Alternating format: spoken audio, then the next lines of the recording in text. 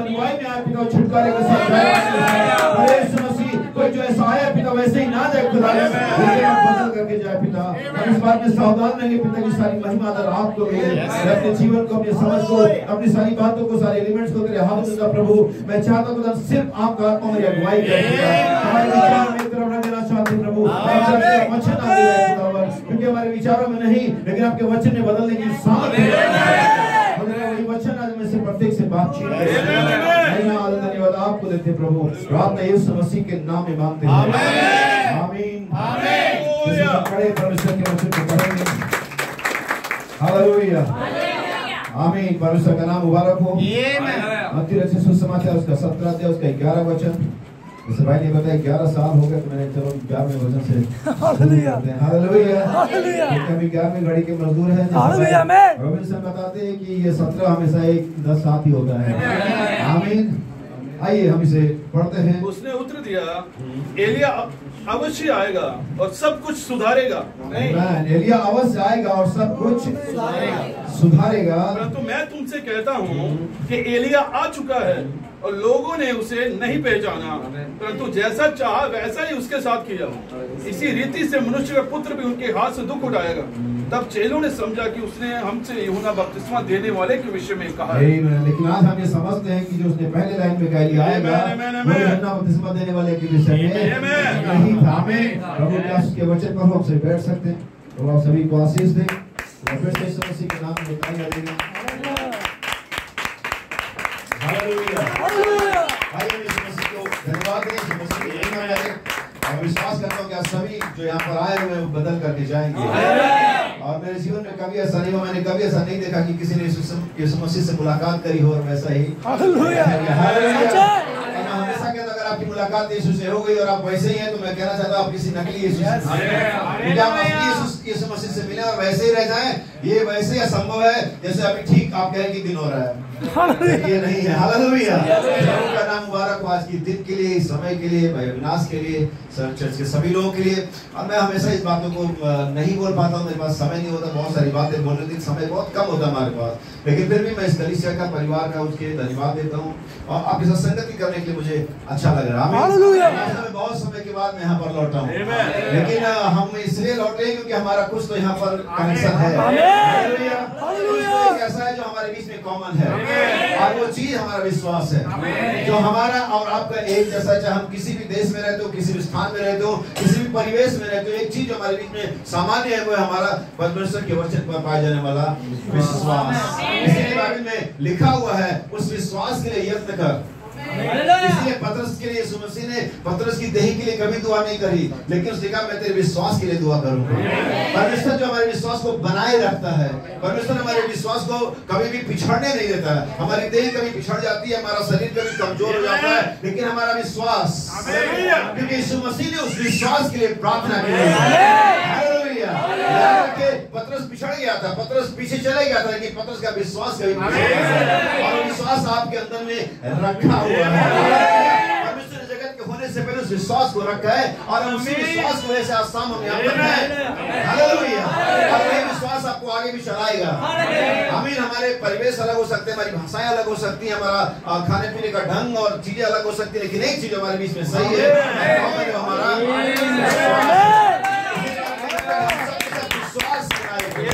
हमारे विश्वास का एक होना है। मैं सोचता हूँ कि हम एक विश्वास के लोग हैं। परमेश्वर के वचन में उत्पत्ति की किताब हो और चाहे वो प्रकाशित की किताब हो, के 1947 में प्रचार की गई बात हो, हम उस सब पर एक समय क्या करें, विश्वास करें। आगे बढ़ूंगा, हर बार ये देख रहा हूँ जब भी पंजाब में कोई मीटिंग हो रही है लोग फेसबुक पर डाल देते हैं एडवर्टाइजमेंट के लिए और कोई ना कोई बीच में कूद जाता है और कोई ना कोई बीच में कूद जाता तीसरा व्यक्ति। और मैं अगर ये कभी यूट्यूब पर गया तब भी, और मैं कल भी इस बात को बताऊंगा, तो मैं इसीलिए बताता हूँ कि ताकि मैसेज जाए वहां पर। सही है। कई बार लोग सोचते हैं कि ये भाई ने ऐसा ध्यान नहीं दिया कि ऑनलाइन जाएगा, मैं ध्यान दे के बोलता हूँ, नहीं जाता तो मैं शायद नहीं बोलता। याद रखिए कि दो लोगों के बीच में बोलने वाला हमेशा मूर्ख होता है और उसे सच्चाई से और सही बात से कुछ लेन देन नहीं होती, वो तो बस मजे लेना चाहता है। और मजे लेने की बात पर मुझे एक ऐसे हंसने के नहीं, लेकिन आप चाहे तो हंस सकते हैं। एक हवाई जहाज में एक सरदार और एक तोता जा रहे थे और बार बार वो जो तोता था वो बैल बजा देता था, तो हेरोदेस जाती थी, सर कुछ चाहिए आपको, फिर वो तोता बैल बजा देता था, हेरोदेस फिर आती थी, सर कुछ प्रॉब्लम है, कुछ चाहिए नहीं। तो जब दूसरी बार चली गई तो वो सरदार के तोते से कहते तू बार बार क्यों बजा रहा है, कह रहा मैं मजे ले रहा हूं। तो वो तीसरी बार सरदार बजा देता है और फिर वो आती है सरदार कहता नहीं कोई प्रॉब्लम। अब ये परेशान हो जाती है, जा करके वो कप्तान से कहती है वो सरदार और तोता हम दोनों बैठे वो बार बार बैल बजा रहे, परेशान कर, दोनों को बाहर फेंक दो। अब दोनों को क्या कर दिया, बाहर फेंक दिया। अब दोनों को बाहर फेंक, तोता तोड़ रहा था और सरदार गिर रहा था। तोते ने उससे पूछा उड़ने आता है, बोला नहीं, तुम मजे क्यों ले रहे हो?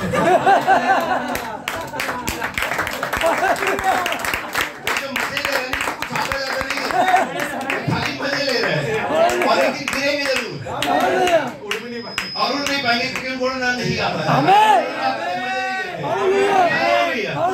मुझे याद आता है भाई बहन, हम कहते हैं कि यीशु मसीह और फरीसियों के बीच में हमेशा जुबानी जंग होती रहती थी। बाइबल हम बताती है कि वो बातचीत उनके हमेशा होते और यीशु मसीह उनके मुंह को, और ये लोग देख करके आश्चर्य करते थे कि इतना छोटा लड़का, इसको इतना बातें कहां से मालूम है। और ये बचपन से लेकर के यीशु मसीह के मरने के दिन तक होता रहा और इनकी डिबेट चलती रही। यीशु मसीह उनसे बातें कर रहा और यीशु मसीह से दोनों बातें कर रहे हैं, लेकिन अब जाते बातें करते करते करते करते एक दिन ऐसा हुआ कि यीशु मसीह मार दिया गया और यीशु मसीह जी। बात यह है कि वो अभी भी बातें कर रहे थे।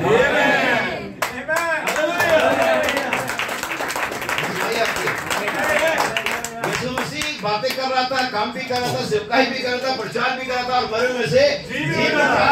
और बातें ही कर रहे हैं, यही करने के लिए बनाया गया, बातें करते रहेंगे और आप एक दिन रैप्चर में चले जाएंगे, तो हो जाएंगे। आप एक दिन दुनिया को बाय बाय कह देंगे, बातें करते रहेंगे। परमेश्वर ने सिर्फ बातें करने के लिए बुलाया है, परमेश्वर ने कुछ काम करने के लिए बुलाया है। भाई जरूरी कि हम बातें भी करेंगे, लेकिन हम परमेश्वर के राज्य की बातें करेंगे। हालेलुया, क्या तैयार हैं?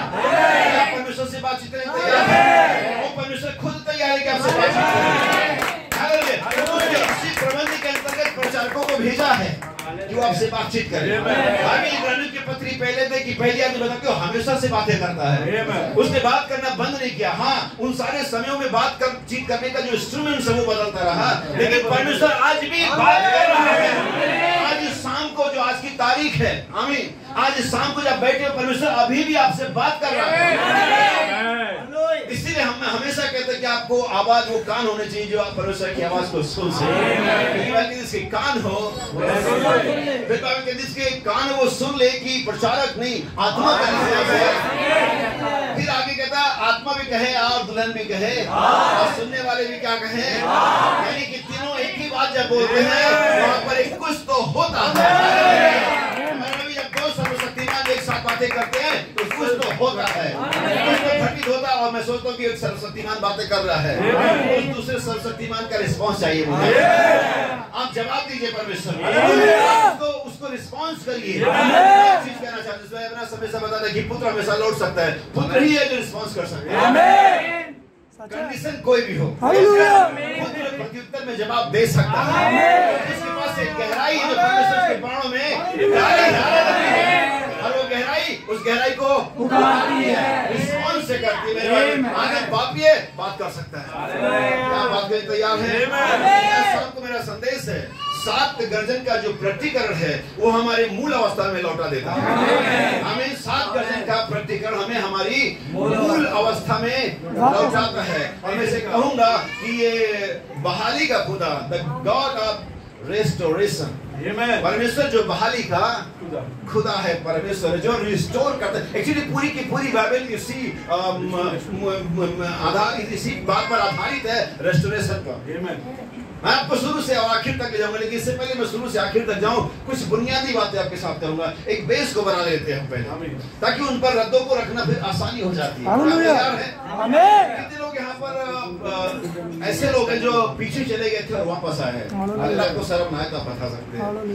और ऐसा कुछ नहीं है कि इसमें बहुत बुरी बात है। वास्तव में इसमें तो मैं सोचता हूँ कि कई बार उनसे ज्यादा अच्छी बात है जो हमेशा से विश्वासी बने रहते हैं। हमें क्योंकि उनके पास सबसे ज्यादा अनुभव है। अब वो जो पीछे गए थे और वापस आए हैं, उनके पास पहले से ज्यादा भरोसा है। और मैं सोचता कि वो पहले से ज्यादा प्रेम करेंगे। अनुभव को पा लिया है जो जब पिछड़ने के बाद दुनिया ने उनको रिजेक्ट कर दिया। उन्होंने उस अनुभव को पा लिया जो परमेश्वर का और परमेश्वर के लोगों का प्रेम उन्होंने खो दिया था। इसके बाद ज्यादा प्रेम होगा, ज्यादा अनुभव होगा, लेकिन ऐसा भी नहीं कि जो लोग बने हुए वो गलत है। लेकिन मैं इसलिए बात कह रहा हूँ ताकि वो भावना, वो जो भाव है आप समझ सके। हम बहुत सारी बात, बहुत बड़ी बड़ी बातें करते हैं, हम संदेश की उन गूढ़ बातों में चले जाते हैं और उनकी शब्दावली ऐसी भयंकर कर देते हैं कि साधारण लोग से समझ नहीं पाते। लेकिन मैं चाहता हूँ कि साधारण लोग भी इन बातों को समझें कि परमेश्वर किस तरह से काम करता है। आप इतने समय से मसीह में, कोई मुझे लगभग 25 साल हो गए, किसी को से ज्यादा या कम हो सकते हैं, और ये मैटर नहीं कि कितने साल हो गए, मैटर ये है क्या आपने उस मकसद को अपने जीवन में पाया जिसके लिए परमेश्वर ने आपको बुलाया था। आमीन।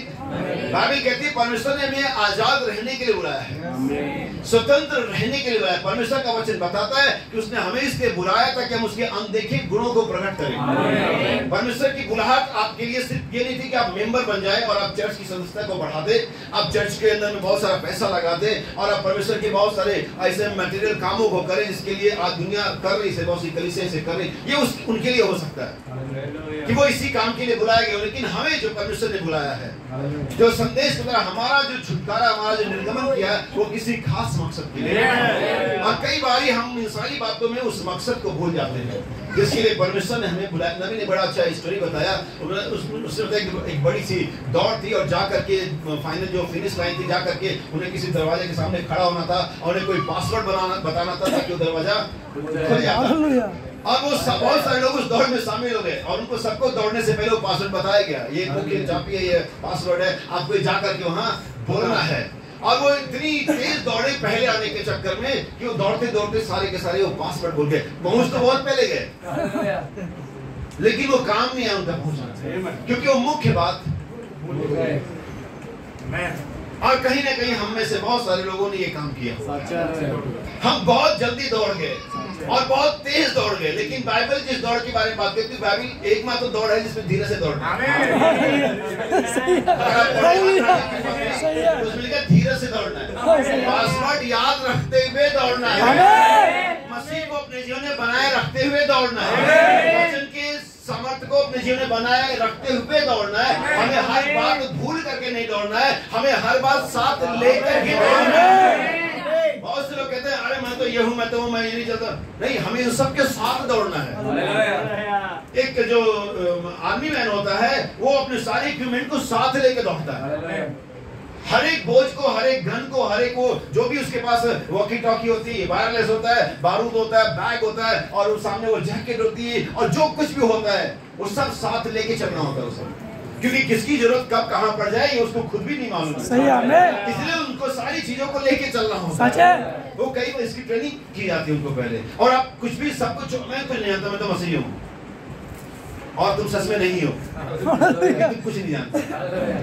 ये समस्या हर चीज को मैनेज करके चल रहा था। हालेलुया। आप समझिए बाइबल क्या कहती है, उसके पास इतना भी समय था कि वो अविश्वासी को बुलाए पर भी चले जाता था, ये जानते हुए कि बेइज्जती होगी।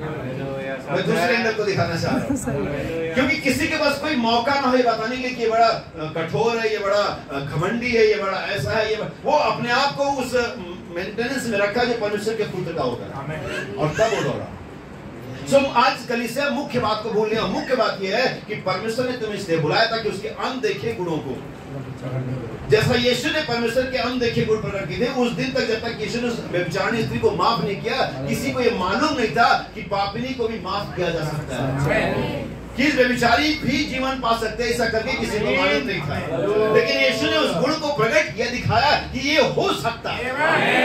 जो चीजें परमेश्वर की व्यवस्था के अनुसार भी इजरायली असंभव समझते थे, यीशु ने बड़ी चुटकियों में उनको स्वागत कर दिया। यही वो अनदेखे गुण थे जो यीशु ने किए थे, और इसी के लिए आज हमें भी बुलाया गया। लेकिन कहीं ऐसा तो नहीं कि मुख्य बात भूल गए। मैं आपको मुख्य बात याद दिलाने के लिए, और अच्छा है कि हम चर्च में बैठे हुए, कहीं बाहर होते तो मुझे औरों का भी ध्यान रखना पड़ता है कि भाई इन्हें भी कुछ मिल जाए। आमीन। क्योंकि मैं नहीं चाहता कि सिर्फ विश्वासी खाना खा के जाए, मैं चाहता कि जितने आए हैं सभी सभी के लिए परमेश्वर के पास कुछ हो जो जिनसे वो तृप्त हो सके। और एक बात याद रखिए, जब भी कोई व्यक्ति परमेश्वर की ऐसी सभा में आता है जहाँ पर परमेश्वर का आत्मा आजादी से काम करता है, हर एक व्यक्ति अपना पोर्शन पाता है। वहाँ से कोई व्यक्ति खाली हाथ नहीं आ सकता। यही इस बात बात का गारंटी होता है कि वहां पर पवित्र आत्मा, वहां पर लिखा हुआ है। फिर तो काम में जब पहली बार पवित्र आत्मा ने मनुष्य का विषय किया, उन्होंने बोला लिखा हम में से प्रत्येक ने, सही है, भाषा में सुना है। हालेलुया। इसका मतलब है उसमें से चाहे किसी भी जातियों के हो और किसी भी कंडीशन के हो, उनमें से प्रत्येक ने परमेश्वर की आवाज को सुना। और परमेश्वर की आवाज के सुनने का एक और चिन्ह ये होता है कि वो आपको इस बात पर लगाता है हम क्या करें। हालेलुया। अगर आप यहाँ से ये आपके मन में निर्णय लेकर के आप बाहर नहीं गए कि हमें अभी क्या करना है या हम कहाँ पर हैं, या आपकी एक्चुअल कंडीशन को नहीं दिखाता, तो मैसेज पवित्र आत्मा का नहीं था, वो मैसेज एक प्रचारक का था जिसने अपनी समझ से अच्छा प्रयास किया होगा। लेकिन अगर आपके हृदय में बात आती है कि हम अभी क्या करें, अभी मेरी क्या कंडीशन है, क्या मैं रफ्ते में जा रहा हूँ और नहीं जा रहा हूँ, तो इसका मतलब है कि परमेश्वर ने आपसे बातचीत कर लिखा था उनके हृदय और उन्होंने पूछा है भाइयों हम उद्धार के लिए क्या करिए। परमेश्वर का वचन आपको किसी एक्शन में डालता है, और अगर एक्शन में नहीं डालते, ये वचन नहीं था, ये मनुष्य का विचार था, ये किसी मनुष्य की अच्छी थियोलॉजी थी, ये मनुष्य किसी अच्छी तैयार किया गया सर्कल था, लेकिन ये परमेश्वर का वचन नहीं था। लेकिन मैं सोचता हूँ आज शाम ऐसा नहीं होगा, क्योंकि हम अब कुछ नहीं प्रचार कर रहे, हम परमेश्वर का वचन प्रचार कर रहे हैं। और नबी कहते जब परमेश्वर का वचन प्रचारा जाता है तो वहाँ पर दुष्ट आत्माएं निकाली जाती है, वो बीमार चक्के होते हैं, लोग पवित्र आत्मा पाते हैं, लोग पश्चाताप करते हैं, लोग रोते हैं, लोग चिल्लाते हैं। अय्यूब कहता है मुझे अपने आप से घृणा आती है, क्यों? उसका वचन उसका प्रकट हुआ। और आज इस शाम को मैं चाहता हूँ कि आप अपनी एक्चुअल कंडीशन को देख लें। परमेश्वर का वचन रूपी जो आईना है आपके सामने रखा गया है। कितने लोग, मैं अभी कितने लोग कभी आईने में खड़े होते मम्मी दिखती है? कितने लोग आईने के सामने खड़े होते पापा दिखते हैं? कितने लोग कभी आईने के सामने खड़े होते कोई चर्च का भाई बहन दिखता है? कौन दिखता है? और तुम्हें बाइबल में मैसेज पढ़ते समय हर बात वो बात, अच्छा ये बात जो थी उस भाई के लिए सही है। लोगों का एक्सपीरियंस ऐसा ही है। हाँ यही होता ना, बाइबल पढ़ने में मैसेज पढ़ने, अच्छा ये जो पढ़ रहा हूँ वो भाई ये बहन तो बिल्कुल ऐसी ही है।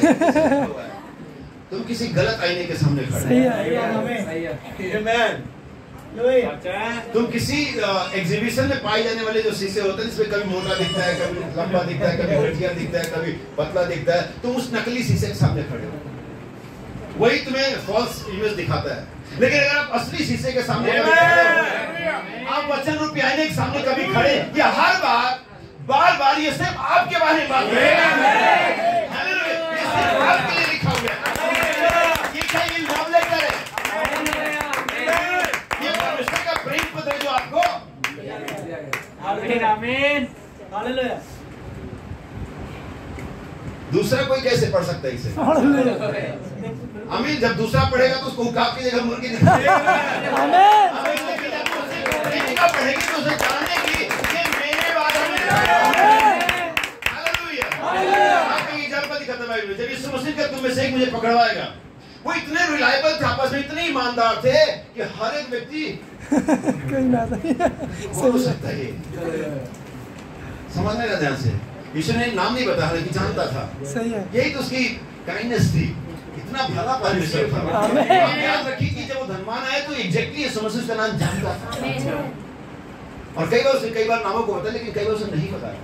उस धनवान की बेइज्जती नहीं करना चाहता, उसने धनवान का नाम कभी एक्सपोज नहीं किया, लेकिन लाजर का नाम तो लिखा हुआ। हालेलुया। तो उसने कहा तुम में से अब में से उनमें से हर एक दूसरे को देख रहा था, कौन है ये? ऐसे हम करते जब कलीसिया में कोई बात आती है, कोई पासों कोई मैसेज लेकर, कौन हो सकता है ये? अरे आप क्यों कौन हो सकता है? आप ये देखो, मैं तो ऐसा नहीं कर रहा हूँ। सही है। पत्थर से कोई टेंशन नहीं थी यार, मैं तो नहीं पढ़ेगा। लेकिन हाँ, थोड़ा सा पसीना, थोड़ी सी हार्ट बीट यहूदा की जरूर बड़ी होगी, यकीनन बड़ी होगी। तो मालूम था काम मैं ही करने वाला हूँ। सिक्के जेब में खनखना रहे होंगे, एक मिस कॉल पड़ी होगी, अभी तक तू लाया नहीं, जिसका सौदा हमारे बीच में। लेकिन पीटर को या फिलिप्पुस को या मत्ती को, ये कोई हम नहीं है। सही है। हमें जब प्रचार करें तो हम अपने आप को देखना चाहिए ना। इसलिए मैं चाहता हूँ कि हम उस जगह पर पहुंचे जहां पर परमेश्वर ने पहुंचने के लिए हमें बनाया है। एक और एग्जांपल है, जब इजराइल को मिस्र से निकाला गया, मुझे एक जगह दिखाओ जहां पर परमेश्वर का तुम्हें बैठे मिलेगी। जब निकाला था, मैं रास्ते की बात नहीं कर रहा, मुझे एक जगह दिखाओ जहां पर परमेश्वर ने कहा कि तुम्हें मन्ना मिलेगा, तुम्हें चट्टान से पानी मिलेगा, और जब धूप कड़ी होगी तो मैं बादल का खंबा लेकर के आऊंगा। एक जगह दिखाओ जहां पर परमेश्वर ने सारी रास्ते में मिलने वाली चीजों का वायदा किया हो, जिक्र भी किया हो।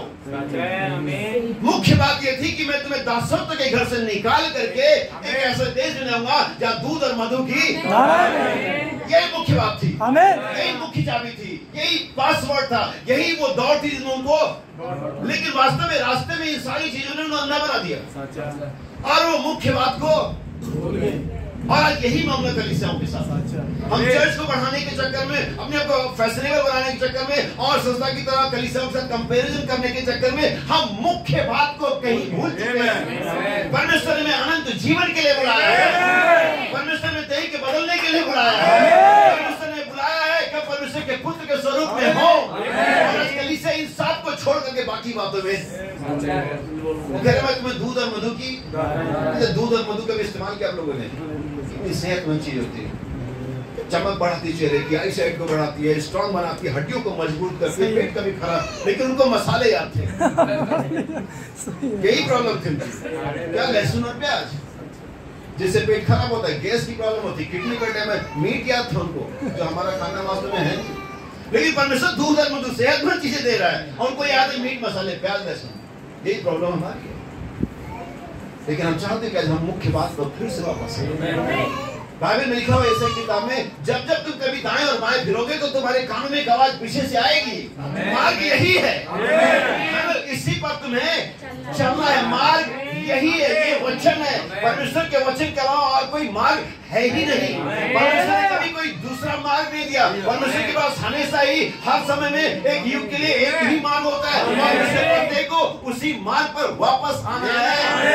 जब कभी तुम दाएं बाएं मुड़ने लगोगे एक आवाज कान में आएगी और शायद आसान वो आवाज हो कि आपके कान में आवाज आए कि आप किधर जा रहे हैं।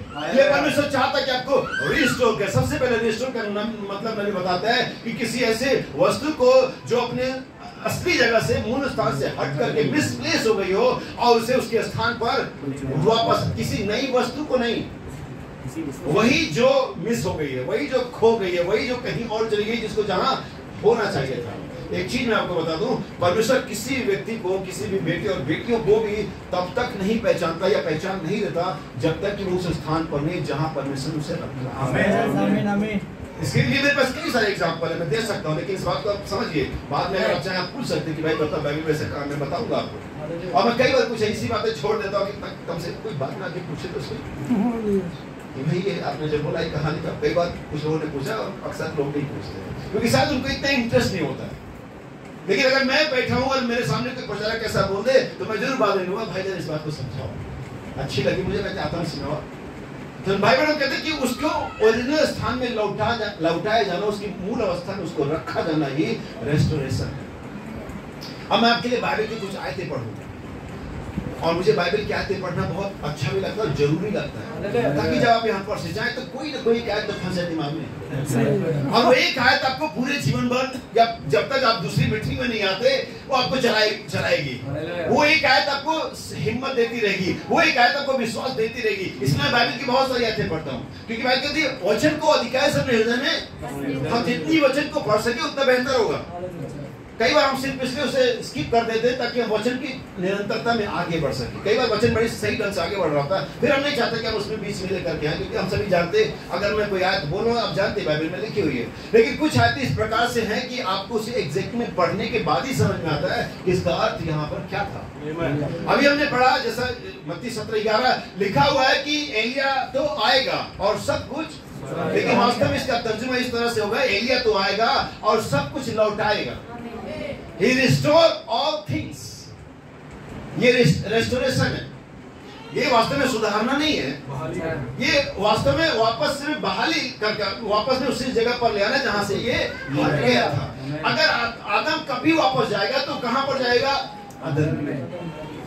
भाई बहनों का एक मैसेज है, परमेश्वर मसीह परमेश्वर का भेद जो प्रकट किया गया। भाई बहनों कहते हैं परमेश्वर के 3 मकसद थे। मैं पहला जानता हूँ, आप भी दूसरा जानते हो, ये तीसरे पर बात करें। और वो तीसरा है कि हमें वापस हमारी मूल अवस्था में ले जाना, अदन की वाटिका वाले अवस्था में ले जाना। अदन की वाटिका की अवस्था में, अदन की वाटिका में नहीं, अदन की वाटिका वाली अवस्था में, संक्षिप्त में, परमेश्वर की डायरेक्ट प्रेजेंस में, स्पोकन वर्ड मिनिस्ट्री में, यह है अदन की वास्तविक स्थिति हमारी। जब हम कभी अदन में वापस जाएंगे या आदम जाएगा तो हमारे पास फिर से पुत्रत्व का अधिकार होगा।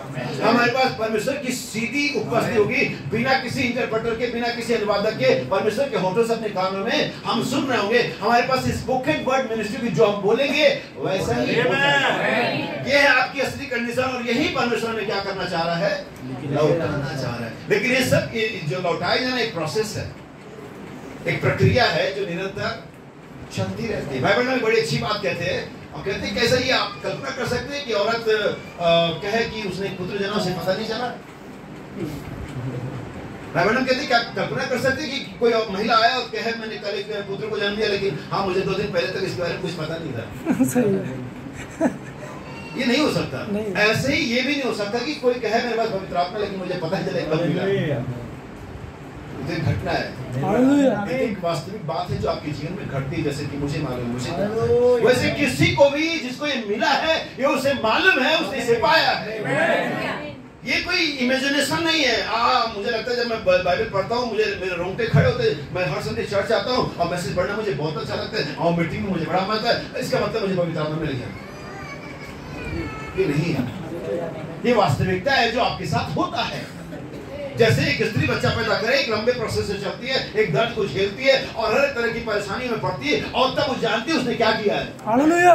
ऐसे ही पवित्र आत्मा पाया जाना है। लेकिन कई बार हम सारी धार्मिकता और अच्छे कामों को ये मान लेते हैं कि हमारे पास। मैं आपको कुछ, जैसा कि मैं हमेशा करता हूँ, बाइबल के रिटन वर्ड को चैलेंज करना बड़ा मुश्किल काम होता है। हमारे प्रभु ने किया था, उन्होंने कहा लिखा है हमारे बाप दादा जंगल में, उनका लिखा हुआ। मैं हम तुमको ऐसी बात कहानी नहीं सुना रहे, जिनका ठीक है लिखा होगा, लेकिन मैं तुमसे कहता हूँ सब मर गए। हमें एक धनवान हमने अभी वो यीशु के पास आया और अंजीर के क्या यीशु का जो लिखा उसको मान, प्रभु में मानता हूँ। और कब से मानता हूँ? मैं 2 साल पहले कन्वर्ट नहीं हुआ। सही। मैं किसे कब से मानता हूँ? सीधा व्यू ये है कि वो व्यक्ति बचपन से वचन पर चलता था, अनंत जीवन नहीं था। हालेलुया। अब यही आप मत कह देना, क्योंकि मैं बचपन से इसी मैसेज में पैदा हुआ। बहुत से लोग ऐसा कर सकते हैं, मेरे बच्चे ऐसा कह सकते हैं। बहुत सारे लोग हैं जो मैसेज के परिवारों में पैदा हुए, बहुत सारे। मैं 30 साल से, अब यही आप भी मत कह मैं बचपन से मैसेज की, इसका मतलब कि मेरे पास अनंत जीवन है। कोई मतलब नहीं इस बात का। इस बात का कोई मतलब नहीं कि ऐसा होना अनंत जीवन होने की गारंटी है। आप मैसेज की कलीसिया में पैदा हुए, आपको 50 साल हो गए, आपको 40 साल हो गए, हर एक काम जो बाइबल मैसेज आपको कहता करना है आप कर रहे हैं, इसका कोई गारंटी नहीं कि पवित्र आत्मा है। मैं लहू को देखूंगा, मैं तुम्हारी मेंबरशिप को नहीं देखूंगा, मैं तुम्हारी चर्च की सदस्यता को नहीं देखूंगा, मैं तुम्हारी धार्मिकता के काम, मैं लहू को देखूंगा। हालेलुया। और तुम्हें छोड़ दूंगा। मैं इजरायली नेम प्लेट नहीं देखूंगा कि तुम्हारा नाम नथेनियल है, और तुम्हारा नाम डेनियल है, और तुम्हारा नाम एलिया है, और तुम्हारा नाम जो भी इजरायली नेम्स होते हैं, मैं उस नेम प्लेट के ऊपर देखूंगा। मैं लहू को देखूंगा, द्वार के भीतरी अंगों पर नहीं। प्रभु मेरा हृदय जानता है, और अगर ये बात तुम ना भी कहो तब भी जानता है। इसमें कोई बड़ी बात नहीं है। सही है। प्रभु तुम्हारे हृदय को, हालेलुया। कहता है परमेश्वर का वचन तो हर एक दुधारी तलवार से भी अधिक चौका और मन की बातों को जानता है वो। और तुम कहते हो जानता हो, उठने से पहले जानता है। तुम सोच क्या रहे हो, ये जानना बड़ी बात नहीं है। तुम क्या सोचोगे? हालेलुया। पढ़ लेना साम नंबर 139 लिखा हुआ है, क्योंकि मैं जो भी स्टेटमेंट देता हूँ वो डॉक्यूमेंटल होता है। बाइबल में दर्ज रहती है बात, तभी ये बात मैं आपके लिए कोड पढ़ता हूँ, फिर मैं आगे बढ़ूंगा। मैं इससे मैसेज से पढ़ता हूँ, फिर मैं भाई के साथ, भाई योनास के साथ पढ़ूंगा। मेरा विषय है रेस्टोरेशन, और 7 दर्जन का प्रकटीकरण ही फुल इस रेस्टोरेशन को कंप्लीट करता है, फुलनेस में लेकर के आता है। क्योंकि रेस्टोरेशन एक प्रोसेस है, मैंने बताया ये लूथर के समय से शुरू हो गया। दोनों रूपी वृक्ष मूल अवस्था में मैं आपके साथ कनेक्ट करना चाह रहा हूँ। जो मैसेज पढ़ते हैं, जिनके पास मैसेज का कॉन्सेप्ट है, वही से समझेंगे। जो मैसेज के कॉन्सेप्ट को नहीं जानते, एबीसीडी को नहीं जानते, उनके लिए ऊपर से जाएगा। तो फिर मुझे उनके लिए आज थोड़ा सा दुख होगा जो मैसेज के कंटिन्यूएशन को नहीं जानते। इसलिए भाई बहन कहते हैं लूथर के समय क्या हुआ था, शुरू हुआ था, लेकिन अगर हम शुरुआत पर ही रुके रहेंगे तो हम कब तक आगे बढ़ पाएंगे? हमें इसे फिनिश भी करना है, क्योंकि वो नहीं जो शुरू करता है, वो जो खत्म करता है। हमें एक शायद 1960 में एक ओलंपिक हुआ था, शायद मैक्सिको में हुआ था ओलंपिक, और वो उसकी क्लोजिंग सेरेमनी चल रही थी। सारे मेडल बच चुके, सारे रेस खत्म हो गए थे, जो कुछ उनके गेम थे ओवर, उनकी समापन समारोह चल रहा था। और तभी आखिरी प्रेजेंटेशन से पहले देखते एक एथलीट एक दौड़ता हुआ आ रहा है, लगभग लंगड़ाते हुए, घिसटते हुए। लोगों ने कहा भाई खत्म हो गया। तो वो कोई मैराथन रहा होगा लंबा चौड़ा, वो कई हजारों किलोमीटर के मैराथन होते हैं, और बोला भाई खत्म हो गया, तू क्यों आ रहा? तुझे पता नहीं कि अब तक तुझे देखा होता कैलेंडर टाइम कि खत्म नहीं? मुझे सब पता है खत्म हो, क्लोजिंग सेरेमनी चल रही, मुझे पता है। बोला फिर क्यों आ रहा है? तो कहता वो शायद केन्या से था, और कहता है मुझे मेरे देश ने रेस में हिस्सा लेने के मात्र नहीं भेजा था, और मेरा मकसद यहाँ हार और जीत नहीं था, मुझे इस रेस को पूरा करना है। क्या कंडीशन है वो मतलब नहीं, मुझे इस रेस को कंप्लीट करना है। वो नहीं जो शुरू करता है, भाई बहन कहता है वो जो खत्म करता है। शुरू कोई भी कर सकता है। एक दिन की एक इनिंग, विस्फोटक इनिंग खेल के आप लाइमलाइट में आ सकते हो, लेकिन कई साल तक उसी नंबर पे बने रहना। आपने एक बार बढ़िया खाना बनाया, लेकिन लगातार बढ़िया खाना बनाना क्या बहनों मुश्किल नहीं होता? पति कहता है कल तो तूने बड़ा अच्छा बनाया था, वो आज मूड शायद सही नहीं रहा होगा, तो वो लगातार उसे बनाए रखना बड़ा मुश्किल होता है। लेकिन पवित्र आत्मा इसीलिए दिया जाता है कि उस चीज को, उस ताजगी को, उस कैरेक्टर को, उस परमेश्वर के महानता को, सदगुरु को बनाए रखे, कंटेन करे आपके अंदर। इसलिए पवित्र आत्मा को परमेश्वर ने पृथ्वी पर रख छोड़ा ताकि आपको उसमें बनाए रखे। ध्यान सुनिएगा, प्रोसेस पे चल रहे हैं। हमें से प्रत्येक अपनी मूल अवस्था से विचलित होकर के दोगला हो गया है। हम में से प्रत्येक, सबने पाप किया। जब मैं कहता हूँ सबने, वो फ्रांसिस इसमें इंक्लूड होता है। जब मैं कहता हूँ सबने, एंड टाइम मैसेज का मैसेज पोप भी उसमें इंक्लूड होता है। जब मैं कहता हूँ सब में, इनफैक्ट मैं भी उसमें इंक्लूड होता हूँ। हम सबने पाप किया, लेकिन परमेश्वर का नाम मुबारक हो, उसने अपने पुत्र को भेजा कि हम उस पर विश्वास करने के द्वारा, उसके लहू को अपने जीवन में अप्लाई करने के द्वारा छूट जाए। एक बात याद रखना, सिर्फ आप जानते हो ठीक इस समय क्या पापी हो, परमेश्वर नहीं जानते। वचन के आधार पर बात करना चाहते हैं, क्योंकि उसने ठहरा दिया, इसका मतलब है कि हमने पहली बार कभी पाप किया ही नहीं। इसे सिर्फ आप काउंट करते हो, क्योंकि शैतान आपको याद दिलाता है। तो आप शैतान की बात का बिलीव करते हो, हाँ मैंने किया था, तो आप शैतान को महिमा क्यों दे रहे हो? नहीं करते हो, सारे पापों को खत्म कर दिया, हटा दिया, सामने से हटा दिया। अब शैतान का बिलीव करोगे और परमेश्वर का बिलीव करोगे। तुमने पाप किया, हाँ मैंने किया। अब प्रार्थना में आपका उत्साह कम हो जाता है, बेकारी में आपके हाथ नीचे हो जाते हैं। प्रार्थना, हाँ मैंने प्रार्थना करते देखे, देखो प्रभु की मर्जी बसता है। ये सिर्फ इसलिए क्योंकि आप शैतान पर ज्यादा बिलीव कर रहे हो, बजाय किसके कि आप परमेश्वर पर। हमें शैतान को नहीं महिमा देना है। वो फैक्ट बता सकता है, लेकिन ट्रूथ नहीं है। आपको मालूम है, फैक्ट बताता हूँ। अब्राहम 100 साल का था, फैक्ट था। अब्राहम की जो वाइफ थी सारा, उसका गर्भ मरा हुआ था, ये भी फैक्ट था। लेकिन इस फैक्ट ने उनका कुछ बिगाड़ा? उन्होंने 100 साल की सारा और 105 साल का अब्राहम बच्चा पैदा हुआ, ये ट्रूथ था। आमीन। आइजैक न्यूटन ने सेब गिरता है नीचे, घर भी जानी, तो कर क्या लिया? बदल दिया उसे। जान लिया तो क्या कर दिया? शैतान जान जाए तो कर क्या लेगा?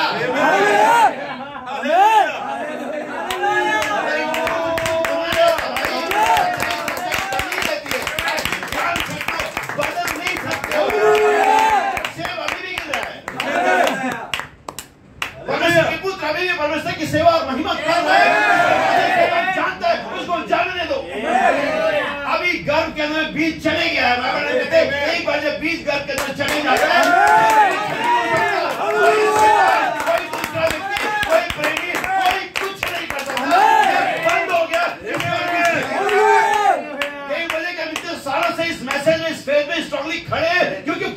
बीज के लिए बंद हो गया।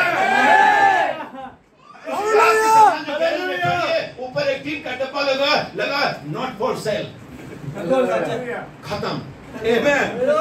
वो बिकने के लिए अब नहीं है, क्योंकि एक ही चीज को दो बार कौन खा सकते हैं। हम एक बार बिक चुके हैं, यीशु मसीह के लहू के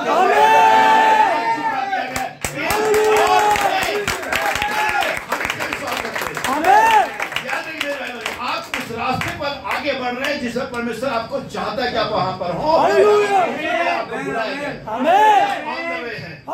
हम मार्ग में हैं, आगे बढ़ने तैयार हैं। हम कहते हैं संदेश का नाम परमेश्वर का बोला हुआ वचन, ये मूल बीज है, पेज नंबर 37। हमें से प्रत्येक अपनी मूल अवस्था से विचलित होकर के दोगला हो गया। यही कारण है कि हम निरंतर मर रहे हैं। यहाँ तक एक विशुद्ध बीज से जीवन का अंकुर आता है, जिसके संबंध में परमेश्वर ने यह साबित किया था कि उसका बीज था। उसने उसे फिर से जिला उठाया। समझे तो शब्दों में कि हर एक बीज जो दोगला नहीं है जी उठेगा। आमीन।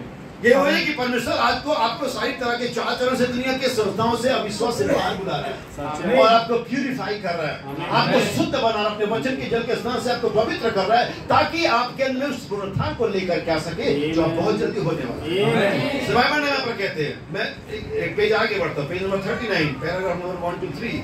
क्या आप समझे कि मेरा क्या तात्पर्य है?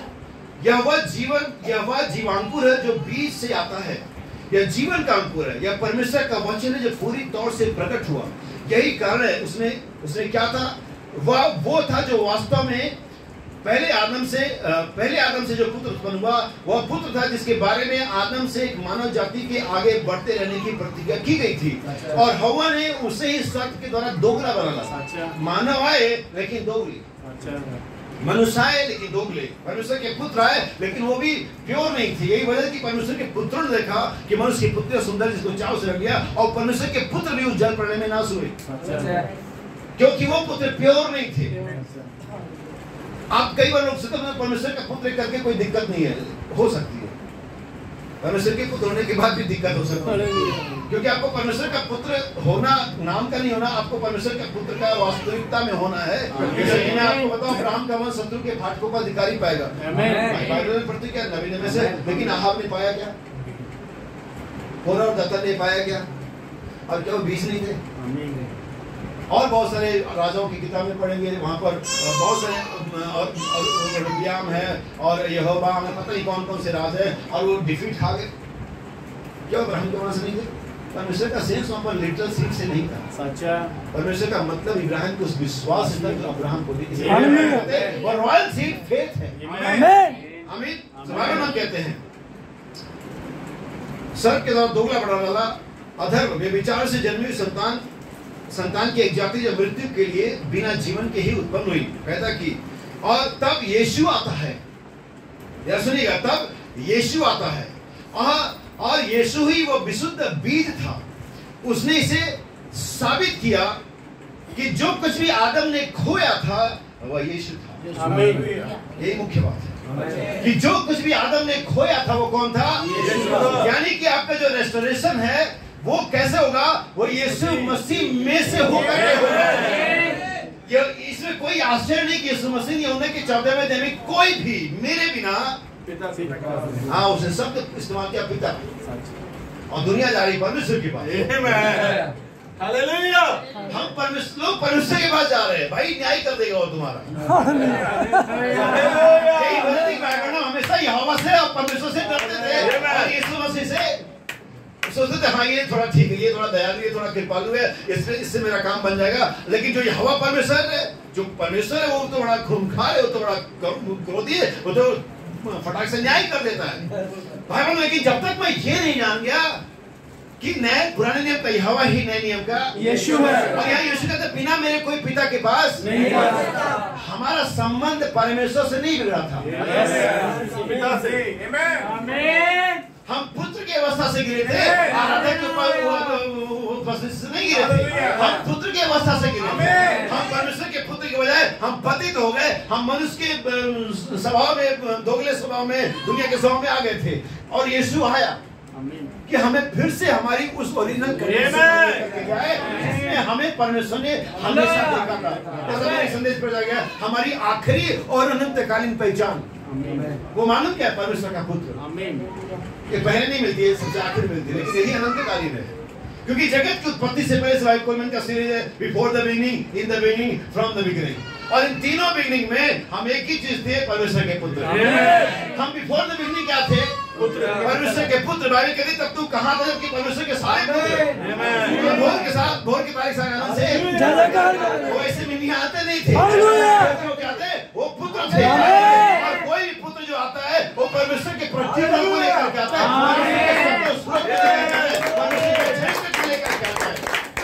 और आरंभ में हम क्या थे? आरंभ से पहले मनुष्य के पुत्र थे। आरंभ में हम क्या थे? अब हम मनुष्य को बनाए वे परमेश्वर के पुत्र। अगर लूका की वंशावली पढ़ेंगे, बैक काउंटिंग में जाएंगे, और वो आदम का, और आदम परमेश्वर का पुत्र था। जी हाँ श्रीमान, यही हमारी आरंभ की अवस्था थी। बिना विचार के अगर कोई संतान पैदा होता आदम से, वो भी परमेश्वर का पुत्र होता। क्या वो नहीं होता? लेकिन आबादी में आरंभ के अंत में यहाँ पर आएंगे, यहाँ पर सृष्टि किसका इंतजार कर रही है? परमेश्वर के पुत्रों के। यही हमारी अनंतकालीन और आखिरी पहचान, और यही पर हमें रिस्टोर किया जाना है। कलीसिया हम इसलिए होते हैं ताकि हम परमेश्वर के प्रबंध को आगे लेकर के हमारी वो भी पहचान है। जैसा कि फेसबुक पर देखा, वो व्यक्ति सोच रहा है कि हम यीशु मसीह को पिता कहें और परमेश्वर दूल्हा कहें। हालांकि मुझे नहीं मालूम कि कोई विश्वास यीशु मसीह को कभी पिता कहता, मुझे नहीं मालूम। वहाँ किसी जगह में लिखा भी नहीं था जिस पर उसने कमेंट डाला कि पिता और दूल्हा। तो हमारी अवस्थाएं बदलती हैं। हमें क्या समझ में क्या? बुढ़ाऊ पुत्र की कई सारी अवस्था थी। पहले पुत्र था, नॉर्मली वो क्या थे? लेकिन उसके बाद वो बुढ़ाऊ पुत्र हो गया।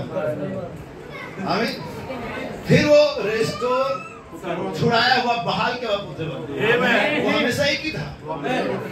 वो हमेशा यीशु मसीह भी एक ही है। कभी अब्राहम का पुत्र है, कभी दाऊद का पुत्र है, कभी परमेश्वर का पुत्र है, कभी मनुष्य का पुत्र है। तो ये उसकी अवस्थाएं बदलती हैं। आप पहले कलीसिया थे इसलिए ताकि परमेश्वर के प्रबंध को आगे लेकर के जाए, परमेश्वर के मिशनरी वर्क को आगे लेकर के जाए, वचन को आगे लेकर के जाए, संसार करके आप कलीसिया है। लेकिन परमेश्वर के चरित्र को लेकर के आगे लेकर के आप दुल्हन है। लेकिन परमेश्वर की सामर्थ को अप्लाई करने के लिए आप परमेश्वर के पुत्र हैं। अब आप देखिए आप किस कंडीशन में। लेकिन अगर आप सच में वही है तो आप तीनों कंडीशन में पाए जाएंगे। यीशु पाया गया। बाइबल में कहते हैं यीशु वो था जो आदम ने खोया। जो कुछ भी आदम ने क्या खोया था? आदम ने सबसे पहले तो वो संगति खो दी थी जो उसकी खुदा के साथ थी। फिर आदम ने अपने वे रिडेम्पटिव राइट्स खो दिए थे, पुत्रत्व का अधिकार खो दिया था जो परमेश्वर ने as a son of God उसे दिया हुआ था। इसके बाद भी परमेश्वर ने मनुष्य के साथ कार्य करना जारी रखा। लेकिन उस अवस्था में, जिस अवस्था में यीशु ने इसे दिखाया, और हमें सिर्फ प्रत्येक को उसी में आना है। हमें आपके साथ कुछ घटनाओं में आगे, क्योंकि हर एक बहाली जो बाइबल में हुई उसका एक नाम दिया गया। जैसे लोग कहते हैं आप गर्जन वाले, ये गर्जन की बेदारी क्यों कहते हैं? बाइबल में जितनी बेदारी हुई ना उनका एक नाम है। बाइबल के बाद भी 2000 सालों में इतिहास में बेदारी, उनका भी एक नाम है। और तुम हम जब इसको गर्जन करें तो तुम्हें टेंशन में आती है। कोई भी बेदारी बिना नाम की हुई नहीं हुई ना। अजूसा रिवाइवल क्यों नहीं कहते? अजूसा रिवाइवल क्यों कहते? उस रिवाइवल के साथ एक नाम जुड़ जाता है ना, जहाँ हुई वेल्स की बेदारी नहीं। तो वेल्स की बेदारी तुम्हें कोई प्रॉब्लम है? किसी कोई प्रॉब्लम नहीं। हम कहते हैं 7 की बेदारी। अरे हर बेदारी के नाम के साथ पहचान होता है। और अगर ना हो तो फिर फायदा है क्या? कैसे डिफाइन करेंगे, कैसे सेपरेट करेंगे ये कौन सी बेदारी है? इसके उसका नाम देते हैं 7 गर्जन की बेदारी है। ये अंतिम बेदारी है, ये फाइनल है। इसके बाद और कोई बेदारी नहीं होगी। सिर्फ एक ही बेदारी बाकी है, और यीशु मसीह का आगमन। इसका मतलब यीशु मसीह का आगमन और 7 गर्जन एक साथ जुड़ी हुई है। और कोई बेदारी शेष नहीं रह गई है। बेदारी की बात जो है के प्रतिकर की तरह आएगी और यीशु मसीह का आगमन, ये सारी बातें एक साथ जुड़े हुए हैं। इसलिए इसे सही प्रकार से डिवाइड करना ही हमारा काम है। परमेश्वर के वरदान का काम है जो परमेश्वर ने कलीसिया में रखे, हमें उनका इस्तेमाल करना चाहिए। आपको पता, मैं इसको कई सारे हॉस्पिटल में जो अस्पताल खोल देते हैं और कई बार पहुंचते हैं आपकी हार्ट की प्रॉब्लम होती है, कहते हैं मैंने कार्डियो नहीं है, लेकिन आप रुकिए एडमिट कराइए, हम कॉल लगा रहे हैं, हमारे पास एक है जो हमारे टच में है, जिनके साथ हमारा टाई अप है, वो प्रेसिडेंट को जाने नहीं, कमाना है उनको, इसके करके वो गाड़ियों से भी टाई अप करके बोन वाला हड्डी वाला गया, अगर उनके पास हड्डी का डॉक्टर उनके हॉस्पिटल में नहीं है, कहते आप एडमिट हो जाइए, बस थोड़ा दिन जाके डॉक्टर साहब आ रहे हैं, फोन लगाते हाँ भाई आ जाओ तुम्हारा पेशेंट। वो ऐसा नहीं करते जाओ हमारे पास नहीं, ऐसे ही परमेश्वर ने वचन में रखा हुआ है। परमेश्वर ने वचन में इन 5 प्रकार की सेवकाई को इसलिए रखा हुआ है ताकि हम ये नहीं कह सकते यहाँ से जाओ हमारे पास कोई सुविधा नहीं है। जैसे बिली का हमने कहा मैं नहीं कर सकता, लेकिन भाई बहन कहते हैं अगर वहां पर एक सही जन होता तो कहता रुको हमारे पास एक है, क्योंकि बिली हम सारी में खुद लेना चाहता था, इन्हें कोई में नहीं मिली, एक भी नहीं मिली हमें, लेकिन बिलेमंडम में ऐसा नहीं था। विलियम के ना होने के बाद उसकी कलीसिया प्रार्थना कर सकती है और मुर्दे जीवित हो सकते हैं, ऐसा हुआ। और हमारे बीच में भी यही मामला, हमें नहीं कहता हमारे पास इसका इलाज नहीं, हमारे पास एक है। मैं वचन को इस प्रकार से जानता हूँ, वो दूसरे प्रकार जानता है, तीसरा दूसरे प्रकार, हम मिल करके काम करते हैं, क्योंकि परमेश्वर ने मिल करके बना। हम एक मसीह की देह की सिद्धता को लेकर के आए हैं, और उस देह में एक व्यक्ति अकेला सिद्ध नहीं है, क्योंकि हम देह नहीं है, हम तो सिर्फ अंग है। लेकिन हम यूनाइट हो जाते हैं पवित्र आत्मा के मेल के बनने में, जब मसीह की देह का निर्माण करते हैं, तब मैंने कहता हूं हमारी एक सेवकाई होगी, और हम उसी सेवकाई की अपेक्षा करते हैं। आमीन। अच्छा तब मेरे साथ एक आयत निकालिए, पहला शमूएल 30 अध्याय और उसके 20 वचन पढ़िए। मेरी प्रेरणा वो है बहाली का खुदा। मैंने शीर्षक आपको बताया कि 7 दिन का प्रतिकरण हमें हमारी मूल अवस्था में ले आता है, या हमारे बहाली का परिपूर्णता है वो। पहला शमूएल 30 अध्याय उसका 20 वचन से पढ़िए। और दाऊद ने सब भेड़ बकरियां और गाय बैल भी लूट लिए, और इन्हें लोग ये कहते हुए अपने जानवरों के आगे हाँकते गए कि ये दाऊद की लूट है। हिंदी पढ़ेंगे, ये दाऊद की रिकवरी थी। इंग्लिश में लोग ये कहते हुए जाने लगे कि किसकी लूट है, दाऊद की। अगर आप इसे पीछे जाकर के पढ़ेंगे तो वहां पर दाऊद का एक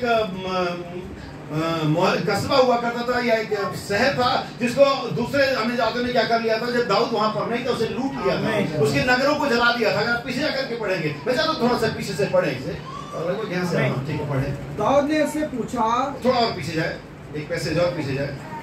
दाऊद तो 400 पुरुषों समेत पीछा किया चला गया, परंतु 200 जो ऐसे थक गए थे कि बसोर नाले के पार न जा सके वहीं रहे। उनको एक मिस्री पुरुष मैदान में मिला।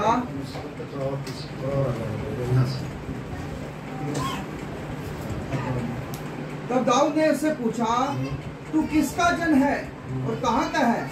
उसने कहा, मैं तो मिस्री जवान और एक अमालेकी मनुष्य का दास हूँ, और 3 दिन हुए कि मैं बीमार पड़ा और मेरा स्वामी मुझे छोड़ गया।